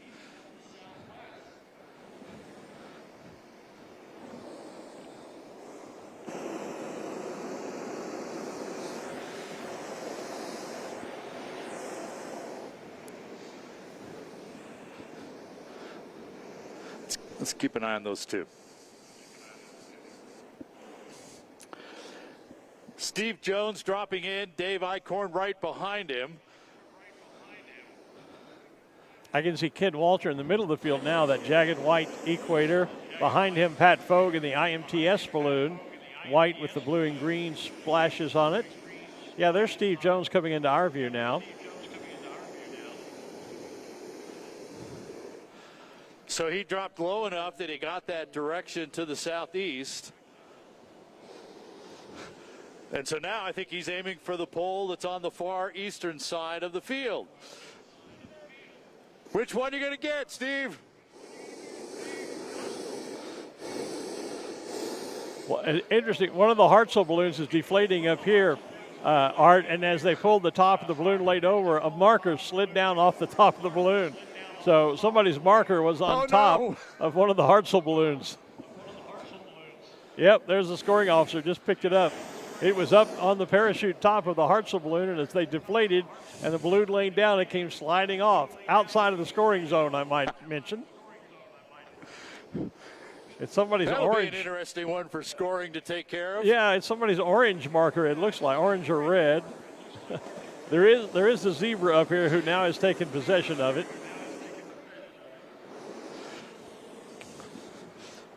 We're going to get a toss behind us from Keith to catch. And 209, nice throw, but it does not get to the ring, to the pole with his ring. Making a descent down Dave toward... Eichhorn in the Visit Albuquerque is going to go right between the poles. And making a descent toward you now in the New Mexico tartan balloon, Jeff Ashworth, and the balloon that has those bright red and yellow stripes with the blue and green in the center. He was making a descent, now he's pushing west. Looks like he stopped the descent. The balloon, I confirmed with him yesterday, its Gallic name is Arnesprioch. Easy for you to say. Not really, but but Jeff was very kind to say my pronunciation was pretty much right on. That is obviously a Gallic name. And the balloon, again, a representation of the official state of New Mexico tartan. Bingo.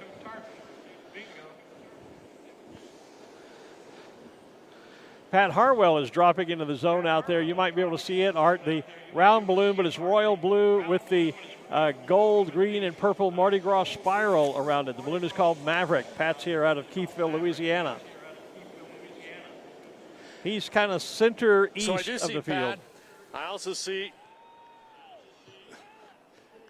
we must have got a ring on the very far west side. They snuck in on us as we've been watching this group come in on the center. Pat's on the right side of that group. We have the blue, white, and yellow design, as well as the far west, the red racer with the blue and white checks on it. Everybody trying to make these last-minute adjustments, last-second adjustments almost, as they continue to just try and figure out what's happening at the very lowest levels and see if they can get an adjustment to get to that pole. Well, they've got plenty of balloons that are just across, just coming across the field at grass level to go to school on as they're coming up here to land at the south end.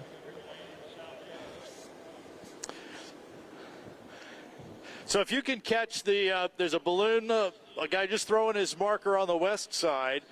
It's that rainbow pattern with black and then red, orange, yellow. It's kind of a Viva type pattern. If you can pick that one up, I believe he caught the pole on the far west side. So we have a search grid for rainbows, right? Yeah, and it's got a turning vent. Oh, good. Good morning up there. Which pole are you going to get? None.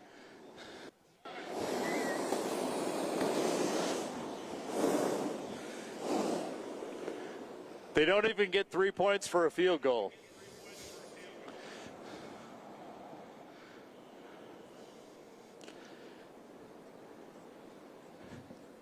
Well, yeah, no, they're this side of it. I'm watching the waste management balloon come in. I think you told me that's Jerry Copus, the white equator yes, with the black bands and the other rainbow colors.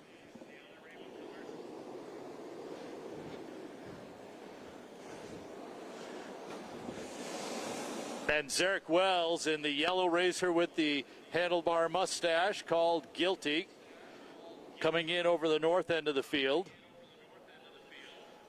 Jeff Ashworth moving through the center of the field in the tartan balloon. Arnesprioch. Now that I can say it, I'm going to say it over and over. You know that, don't you? There we go. The waste management balloon rings the pole. All right.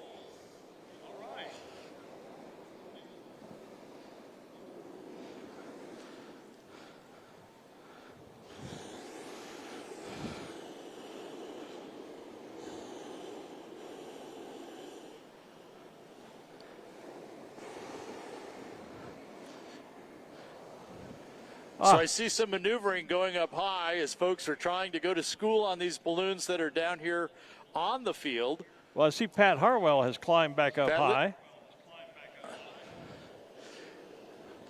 He was basically east of the poles as he came across the field. So he may, yeah, and see now he gets the west by going up high. So he may be trying to adjust his trajectory and try again. Yeah. We want to keep an eye on Zarek in the yellow racer. Zarek has done well in competition so far. I'll probably jinx him now. But he's got, look at that, he's got the ring out, he's just going to let it go. And it goes off the ring, goes off the pole. And that wasn't even one of those frisbee throws, that was just a drop.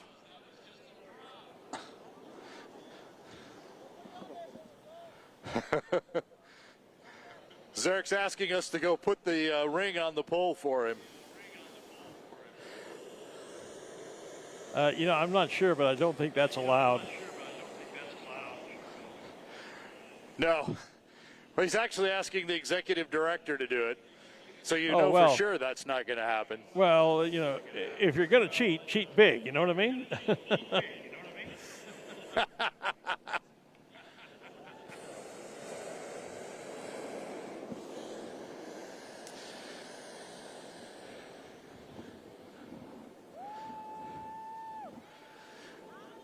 We have a great static display of special shapes out here in the northeast corner. I see Yellowbird, Putty Cat, Tomcat, Top Cat. I see the Sheriff Boy, Mr. Winkle. Yeah, a lot of them up here at the southeast corner have deflated in order to give the balloons coming in, the competitors, more room to land down here, because that easterly push across the field, southeast, is moving them into that corner rather than directly south where we know they can land. And so now they're landing in that southeast corner. So a lot of the shapes at this end of the field have deflated to make room for them. Looks like Pat Harwell's dropping down to land, I'm assuming now, because he's right at the end of the scoring zone. I think that's Lance Terry beside him in the balloon that has the teal windows in it. I know sometimes the balloon Lance flies, but there's someone else who flies it too. I'll try and find that real quick if I can. Learning how to use the spotting app on the fly, as it were. So we're watching the blue balloon with the yellow Zia, that Sunflyer, and Frank Bacon. Depending on what happens in the next few minutes with the wind direction and how he plays it, he could have a great line on a pole. Civil Air Patrol not too far behind.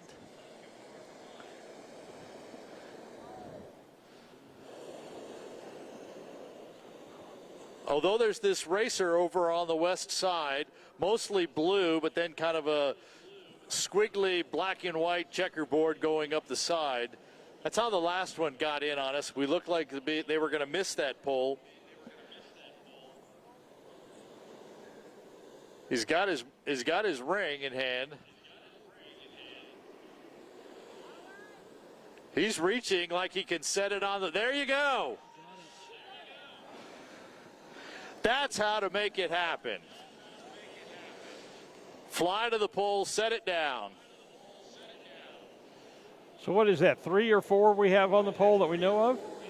Or on a pole? I think there's 2 on that one and 1 on another, so I do think there's 3.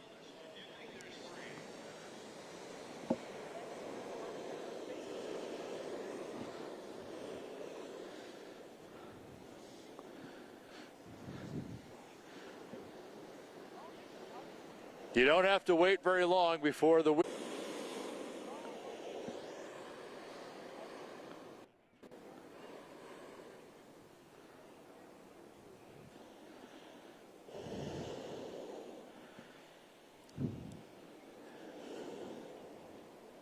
Noticed this on Tuesday as well, but we get all these balloons, we get 5 or 6 all at one time, and then there's this little gap, and then there's another 5 or 6 coming at us.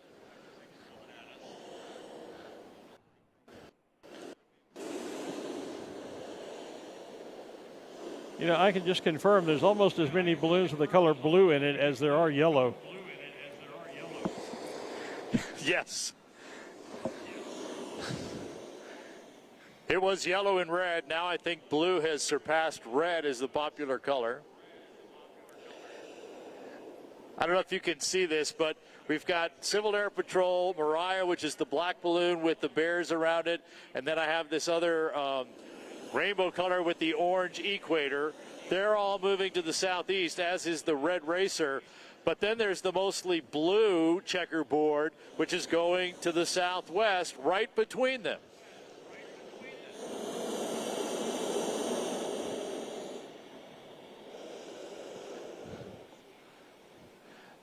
So we'll just keep watching here to see what happens and who gets where.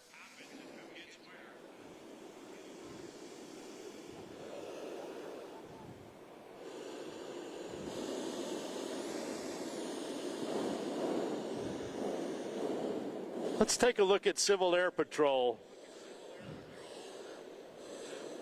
We'll put Will and Jessica on the spot. Well, and just to its west, that little solid red racer that you see in the northwest corner there, that is Gary Cass in that solid red racing balloon.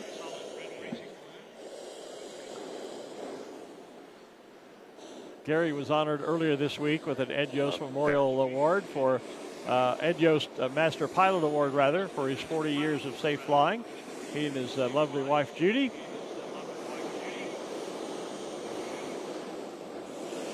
So we're about to have a big kiss right here with this racer and the Kiwanis balloon. Yep, they just bumped or kissed.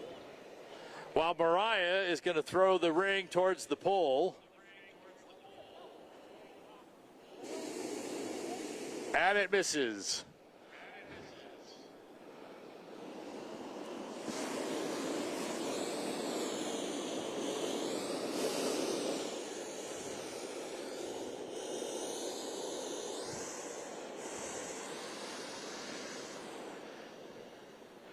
We want to keep an eye on Gary and his red racer. He may sneak in on that far west pole. If he gets that southeast push, you're right, he may come diagonally across the field.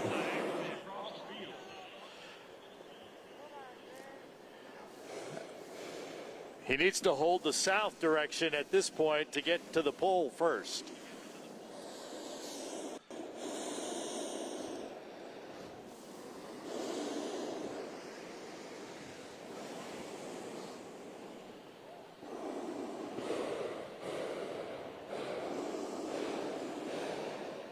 Is there such a thing Gary as threw? It did not appear to go on the pole. Is there such a thing as scroll sickness? I think I'm getting it. Tried to scroll through the app, our spotting app, fast enough to get IDs on balloons before they've gone beyond our view.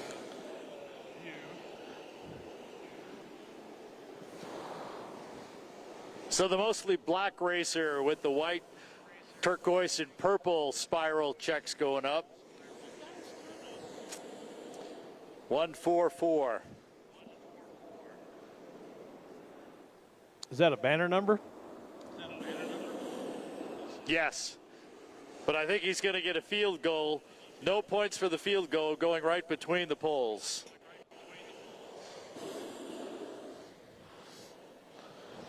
Well, I can tell you because that works pretty quickly in our spotter.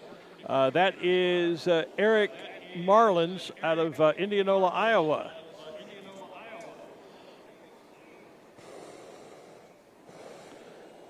The balloon is called Hot Shot.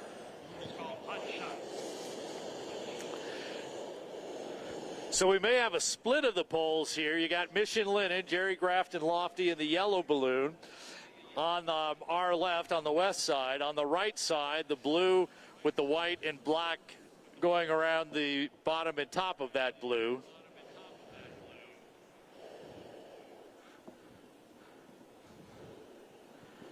Yeah, they're going to split the pole.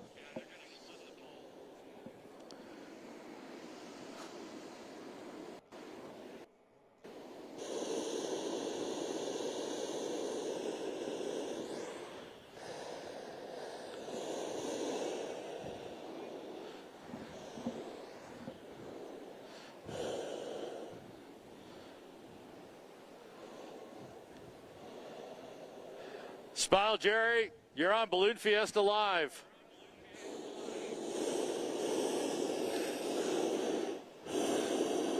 Where's the ring? Throw it. Throw it. Can't score with it in the basket.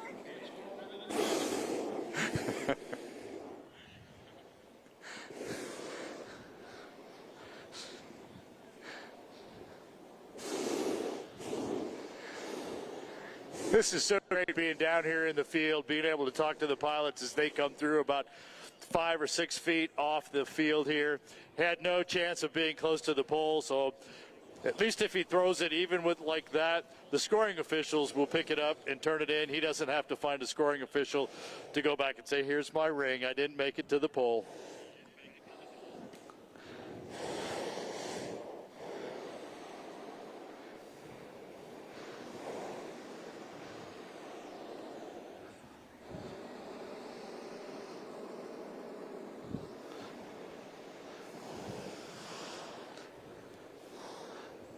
I'm just noticing the Hartzels are cheating on us because in our spotting app, all 3 of the Texas racers have silver around the stars. So I think they're Send using one picture, it works for all. Yeah, right? well, it's one picture from 3 different angles, I think. But I was trying to confirm that was Rhett in the one without the, or Lucas rather, without the stars. But all 3 of their pictures have silver around them. So curses foiled again.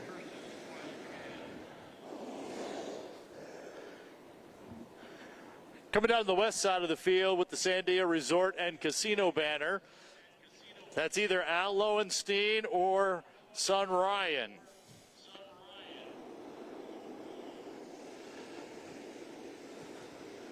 There's Ken Drawn in his racer dropping now the yellow balloon with the interlocking red and blue diamonds. I know that one well. Hi.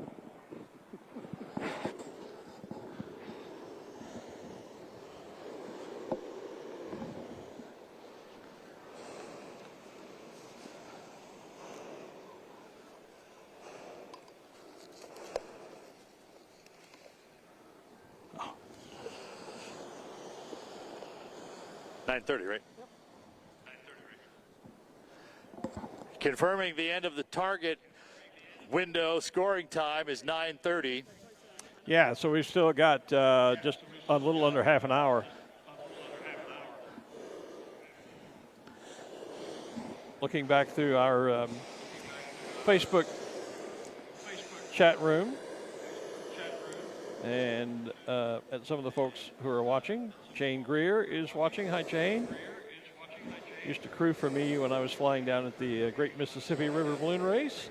Jane and her entire family, Betsy and Ann. Bob Square Dancer checking in from Sacramento. Hi, Bob.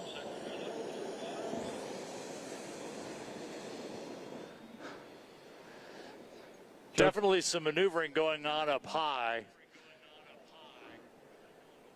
Folks trying to figure out how to get far enough east or far enough west. Where do I want to drop down? Knowing that as I come down, I'm going to go west, I'm going to go east, I'm going to go south. Joe Calabretti's watching. Hi, Joe. Oh, hi, Joe.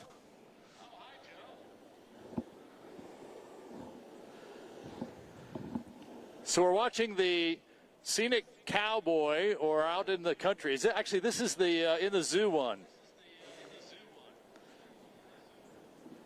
This is the one with the animals, not the cowboys. I'm seeing several great comments about Nancy's new book, Nancy Abruzzo's new book. So a lot of folks enjoying that interview this morning and wanting to get copies of her book. This will be an attempt from up high.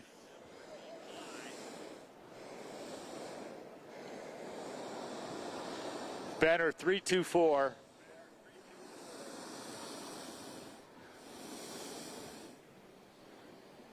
And there's the drop, and it's just off the pole.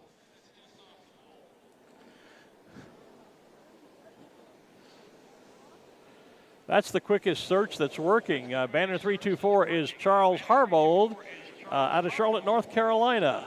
The balloon is called It's a Zoo. I remembered that one. How about that? And how to find it on the spotting chart. How about that? Another 32 years of this, and I might get it Fiesta's down. going to have to go on another week. Yeah. Just say another 32 years, I'll have this figured out.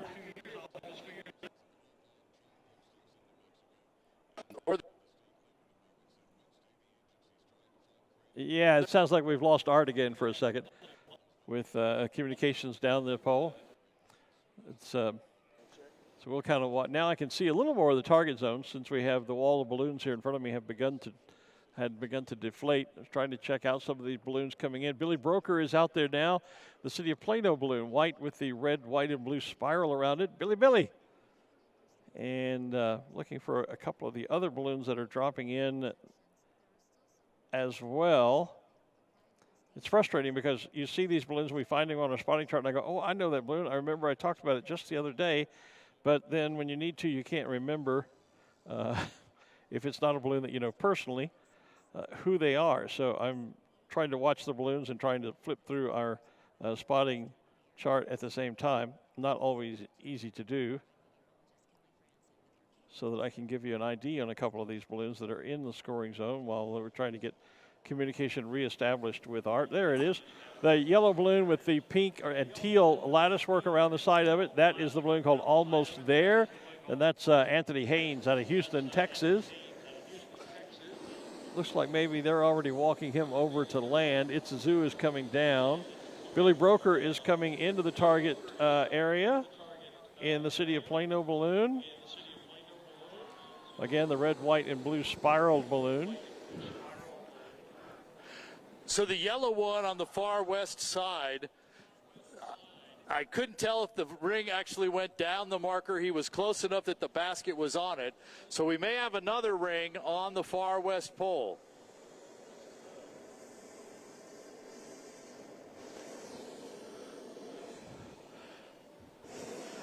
And we have Bill Baker in the Plano balloon throwing on the, and it's off the pole. Just missed. If you're talking about the yellow one that has the red verticals and the blue and green blocks in it, that is Bob Pulaski out of Pineville, Louisiana. The balloon is called Ski Lift. And then there's that yellow one further out with the multicolored spires and diamonds in it. I'll try and get that one for you real quickly. That's one of those that I know I've seen. The one with the spires, I think it was right up against the pole. I'm not sure that his ring actually went down the pole. We're just a little farther away from that one, trying to keep ourselves kind of centered to get the shots of as many poles as we can. Yeah, that is Sky Magic, by the way. That is Caitlin Salazar out of Los Lunas, New Mexico, flying that balloon. Okay. I'm getting good at this spotting chart stuff. I'm liking this.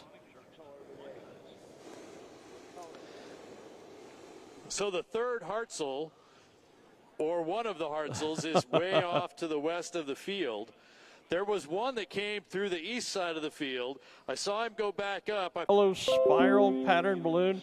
That is Pixel Me This. Marion Armstrong out of Dalworthington Gardens, Texas. Geez, I've lived in Texas most of my life. I've never heard of Dalworthington Gardens, but it sounds like a fun place.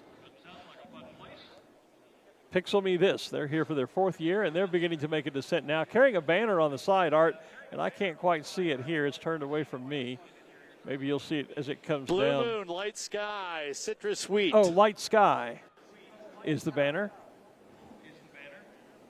But it looks like they're sliding. They are already south of the poles. Yeah, they're sliding far west, too, as they do come down.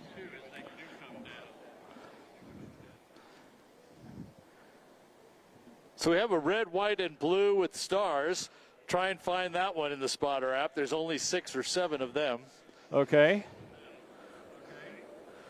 This looks like it might be one of the West balloons. Mark or Kay? Which one are you looking at? I don't see that. I see the one that's red, white, and blue. With Far white. east side of the field. Far east. Coming by Uncle Sam, actually.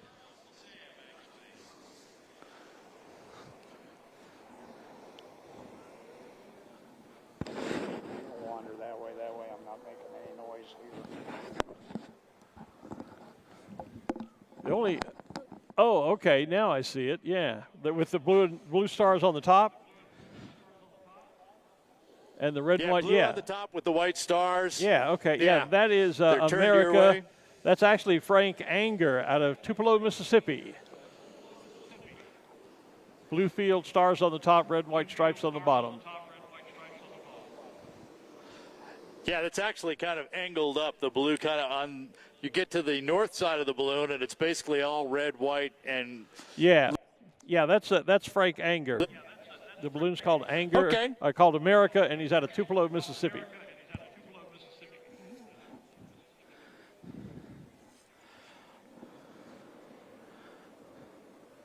I just realized there's the shoe down there that used to be the famous footwear shoe, I believe. I know it's not anymore. It has a different name on it.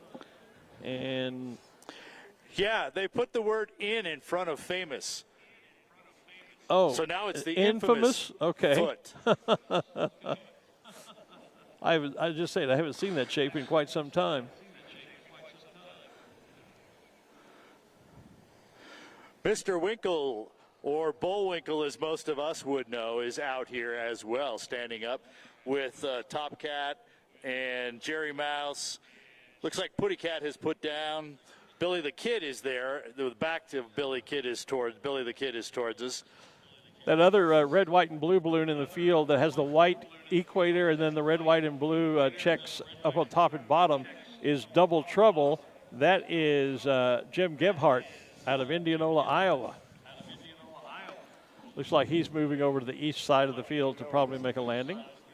We don't really have but maybe a half dozen balloons still in the sky, Art, even though we've still got lots of time to score.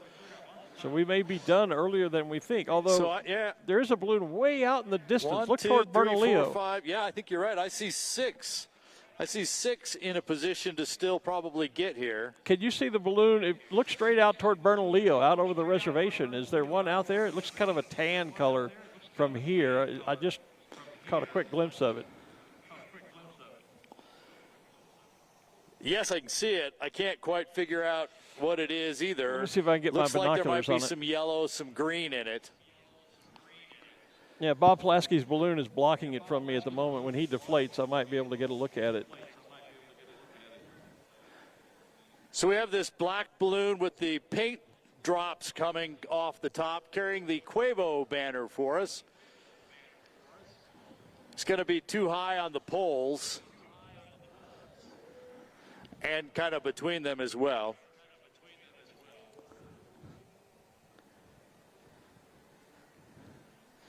That other balloon But he that's should have a good opportunity to drop in on the X's. the other balloon that's out over the north end of the field and moving to the west, the teal balloon with the pink and yellow accents or vertical stripes. You see looks like maybe purple bands, small purple bands around the top and bottom. That would be, that's Miss Shenanigans, and that is Stephen Adams from right here in Albuquerque. You should know that balloon. I mean, you know all the Albuquerque balloons, don't you? No, I wish I did.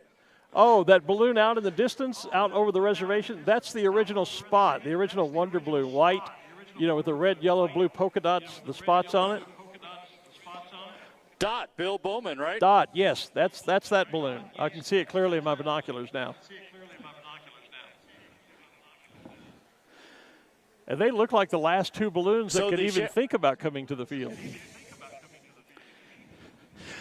Yes, I think so. We've got a couple that still are north of the poles, but they're going to be way west of the field. Yeah. I was going to point out now that Mr. Winkle has deflated, we can see Rocket the squirrel. Yeah, I think it's funny. The flying squirrel, Rocket the flying squirrel. How we all know who these balloons really are, and yet they have these nondescript names because of legal ramifications, I suppose. Like well, when we were calling it Tweety Bird before, I kept thinking, okay, who's paying that licensing fee? Yeah, because it's actually Yellow Bird, and like Mr. Winkle as opposed to Bullwinkle, and on and on and on.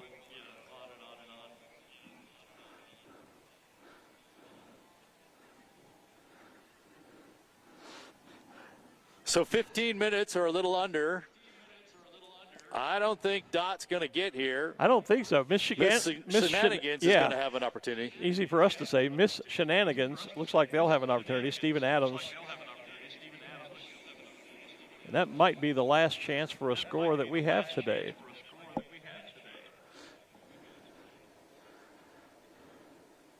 But what a great day this has been already. And it's only half over.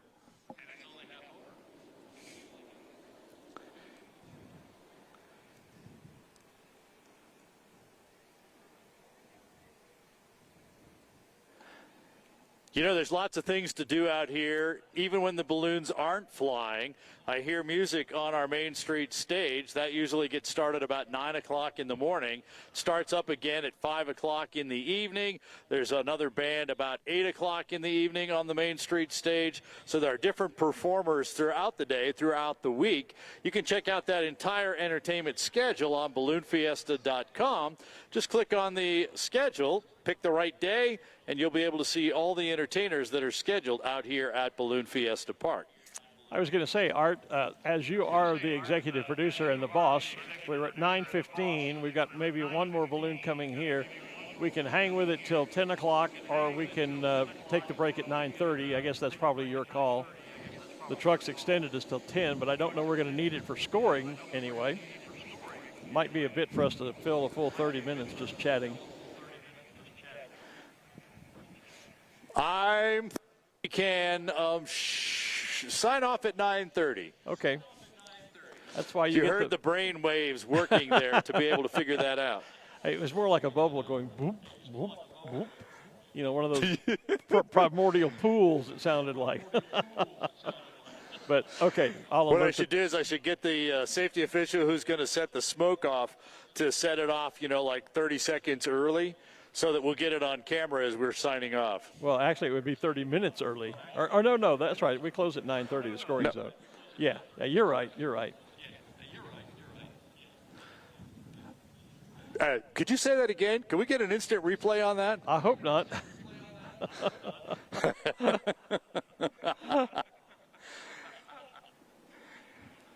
I heard you. That's going in the highlight reel. Oh, Glen goodness. Moyer says Art Lloyd Jr. was right. Yeah. That'll never happen again. Bingo. I make the highlight reel. So I don't know if Shenanigans is going to try to get down here or not. I would have thought he'd be dropping in by now.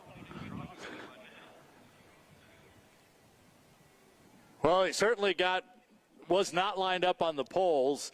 He's now over the southern poles. Well, if he can drop a ring from that So I'm not altitude sure and ring what the pole, he my is doing. hat's off to him, I guarantee you. That would be one whale of a ring drop from that high.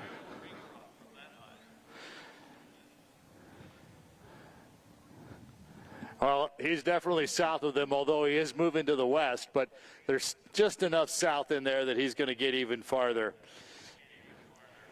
He'd have a hard time ringing the pylon at the end of the field at this point. Remember when we did that? We set up the cold inflatables and we gave pilots hula hoops, and we literally had them throw hula hoops out. Yep.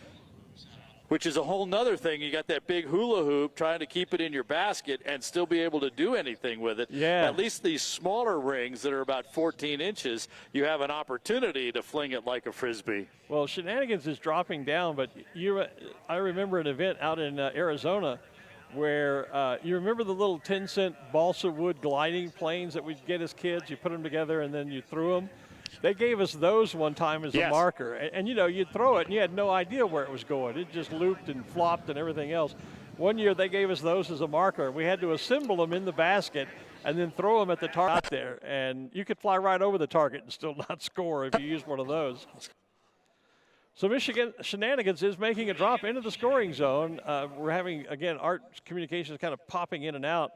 But let's see how they do. I can't really tell how well they're lined up on the target. I think Art is back again. Maybe he can tell us.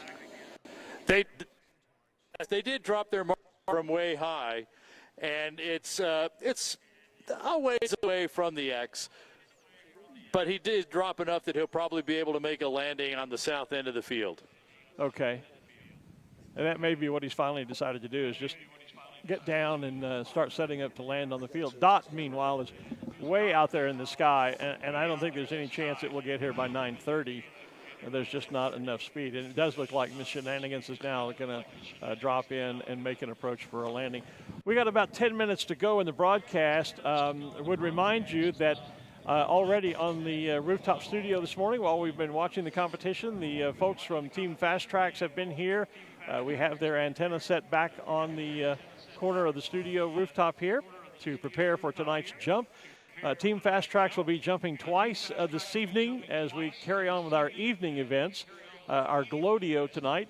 They'll jump the first time live at 5 p.m. Now, we will videotape that jump and then replay it on a tape-delayed basis at 6 p.m., shortly after 6 p.m., when Art and I sign on live again with Balloon Fiesta Live.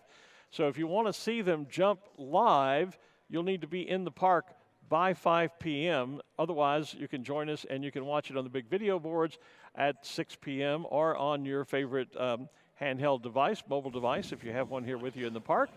And our audience, of course, will be able to see that. Our international and online audience will see it when we come back on live at 6. Because tonight we are back to two-a-days for tonight, tomorrow night, and Saturday. This is the first of our special shape rodeo days, rodeo and glodios. We've wrapped up today's rodeo, and tonight will be the glodio, our glow with special shapes only. And so that will be a great deal of fun. This morning, while you're in the park, would also be a good day to go down and check out our wood carving artist. They're working in those little small pointy top tents at the north end of the field. They're actually each day taking a log, essentially a big piece of wood, and with their chainsaws beginning to carve and create a piece of art of their own. And then later in the day, I think about 11 a.m., they usually will raffle or auction off some of their work. They have other pre-made, pre-sculpted artwork that is available for sale down there. And so it's a definite highlight to go down and see some of the amazing work that that they are doing in that area down at the north end of the field. And Art, meanwhile, since we're pretty much done with competition, has gone over to show us a ring on a pole. Is that what I understand, Art? That's exactly right, Glenn. I'm over on the west pole, which we were not that close to with our camera. And we said that either 2 or 3 rings got on there, and we are here at the base of the pole, and you can see that there are 2 rings on this pole. Right. So they will split the $2,000. So one of these will get $1,000, another will get another $1,000. On the center pole, as we walked by there was 1 ring on that pole, so that pilot will get the $2,000 off of that pole. So at least 3 rings, 2 here, 1 over there. I haven't checked with the others, but I don't remember seeing one, but there might be 1 more. So that's $4,000 of the potential $10,000 in cash that was out there available to be won this morning. Yes, it is, and that will be awarded on Saturday at the awards brunch that you and I will be the master of ceremonies for. And since we're talking about shows and things like that, we will record that awards ceremony because the time is just so fluid on when it starts, etc. And then we'll upload that show so folks can see it from balloonfiesta.com, from YouTube, or from Facebook. Earlier today, we talked with Balloonmeister Henry Rosenbaum about today is day 6, but we are already into our 8th event or session, if you want to refer to it as that way. So just to brief you quickly, as we have a few minutes left on air this morning, the remainder of Balloon Fiesta lines up like this. Tonight we are back in the park for the first of our special shape Glow-Dios. Again, we will be on the air at 6 p.m. Mountain Time to bring you the Glow, the team Fast Tracks pyrotechnic nighttime jump, and then, of course, our Afterglow fireworks. Tomorrow morning, we do it all over again. We come back for the final day of the overall competition, which is also our second Special Shapes Rodeo Glow-Dio Day. So Shapes launching again and static displaying on the field in the morning. And then we have the Special Shapes Glow-Dio again tomorrow evening for those who can't make it out tonight or who just can't get enough and want to come out both nights. And then finally, we get to the finale weekend. It seems almost incredible. We're already talking about that. Saturday morning, our Mass Ascension. Saturday night will be, of course, the Night Magic Glow. And then our final Mass Ascension on Sunday. Before we say farewell and wrap this 49th Albuquerque International Balloon Fiesta for 2021. And then all eyes will turn to the calendars and the future when we'll gather back here in October of 2022 for the 50th Balloon Fiesta. Art, any final thoughts on this morning's competition and what you saw down there on the field? What a fine day it was for flying and competition. As predicted, we saw multiple different ways of getting your marker, your ring, over the top of the poles. The most successful, literally fly to the pole and set it down over the top of the pole. The flings, the frisbee tosses just didn't pay out. That's kind of a really high risk. But if it pays off, if you get it, it's great. But we didn't see that today. What we saw were the people who could just set it down. Although we had people that were close to the poles as well, and they didn't set it down right. So it's going to be interesting to hear those stories. And we will hear them. And as Art said, of course, we'll be passing out the money won today as well as all of the championship prizes at the award ceremony about midday on Saturday. But we have more competition to come before then and lots more fun with tonight's Shapes Glow-Dio, and then tomorrow morning another Rodeo Glow-Dio Day, and as we said, Saturday's Mass Ascension. I want to say a special thank you to, today was Kids Day, all day long today, sponsored by KOB TV. Hope the kids that were out today had a great time. Hope you got a lot of those trading cards, and hope you had breakfast. We know we gave you cereal, so we hope you ate well this morning and enjoy all the other free goodies. It's always great to have the youngsters out here.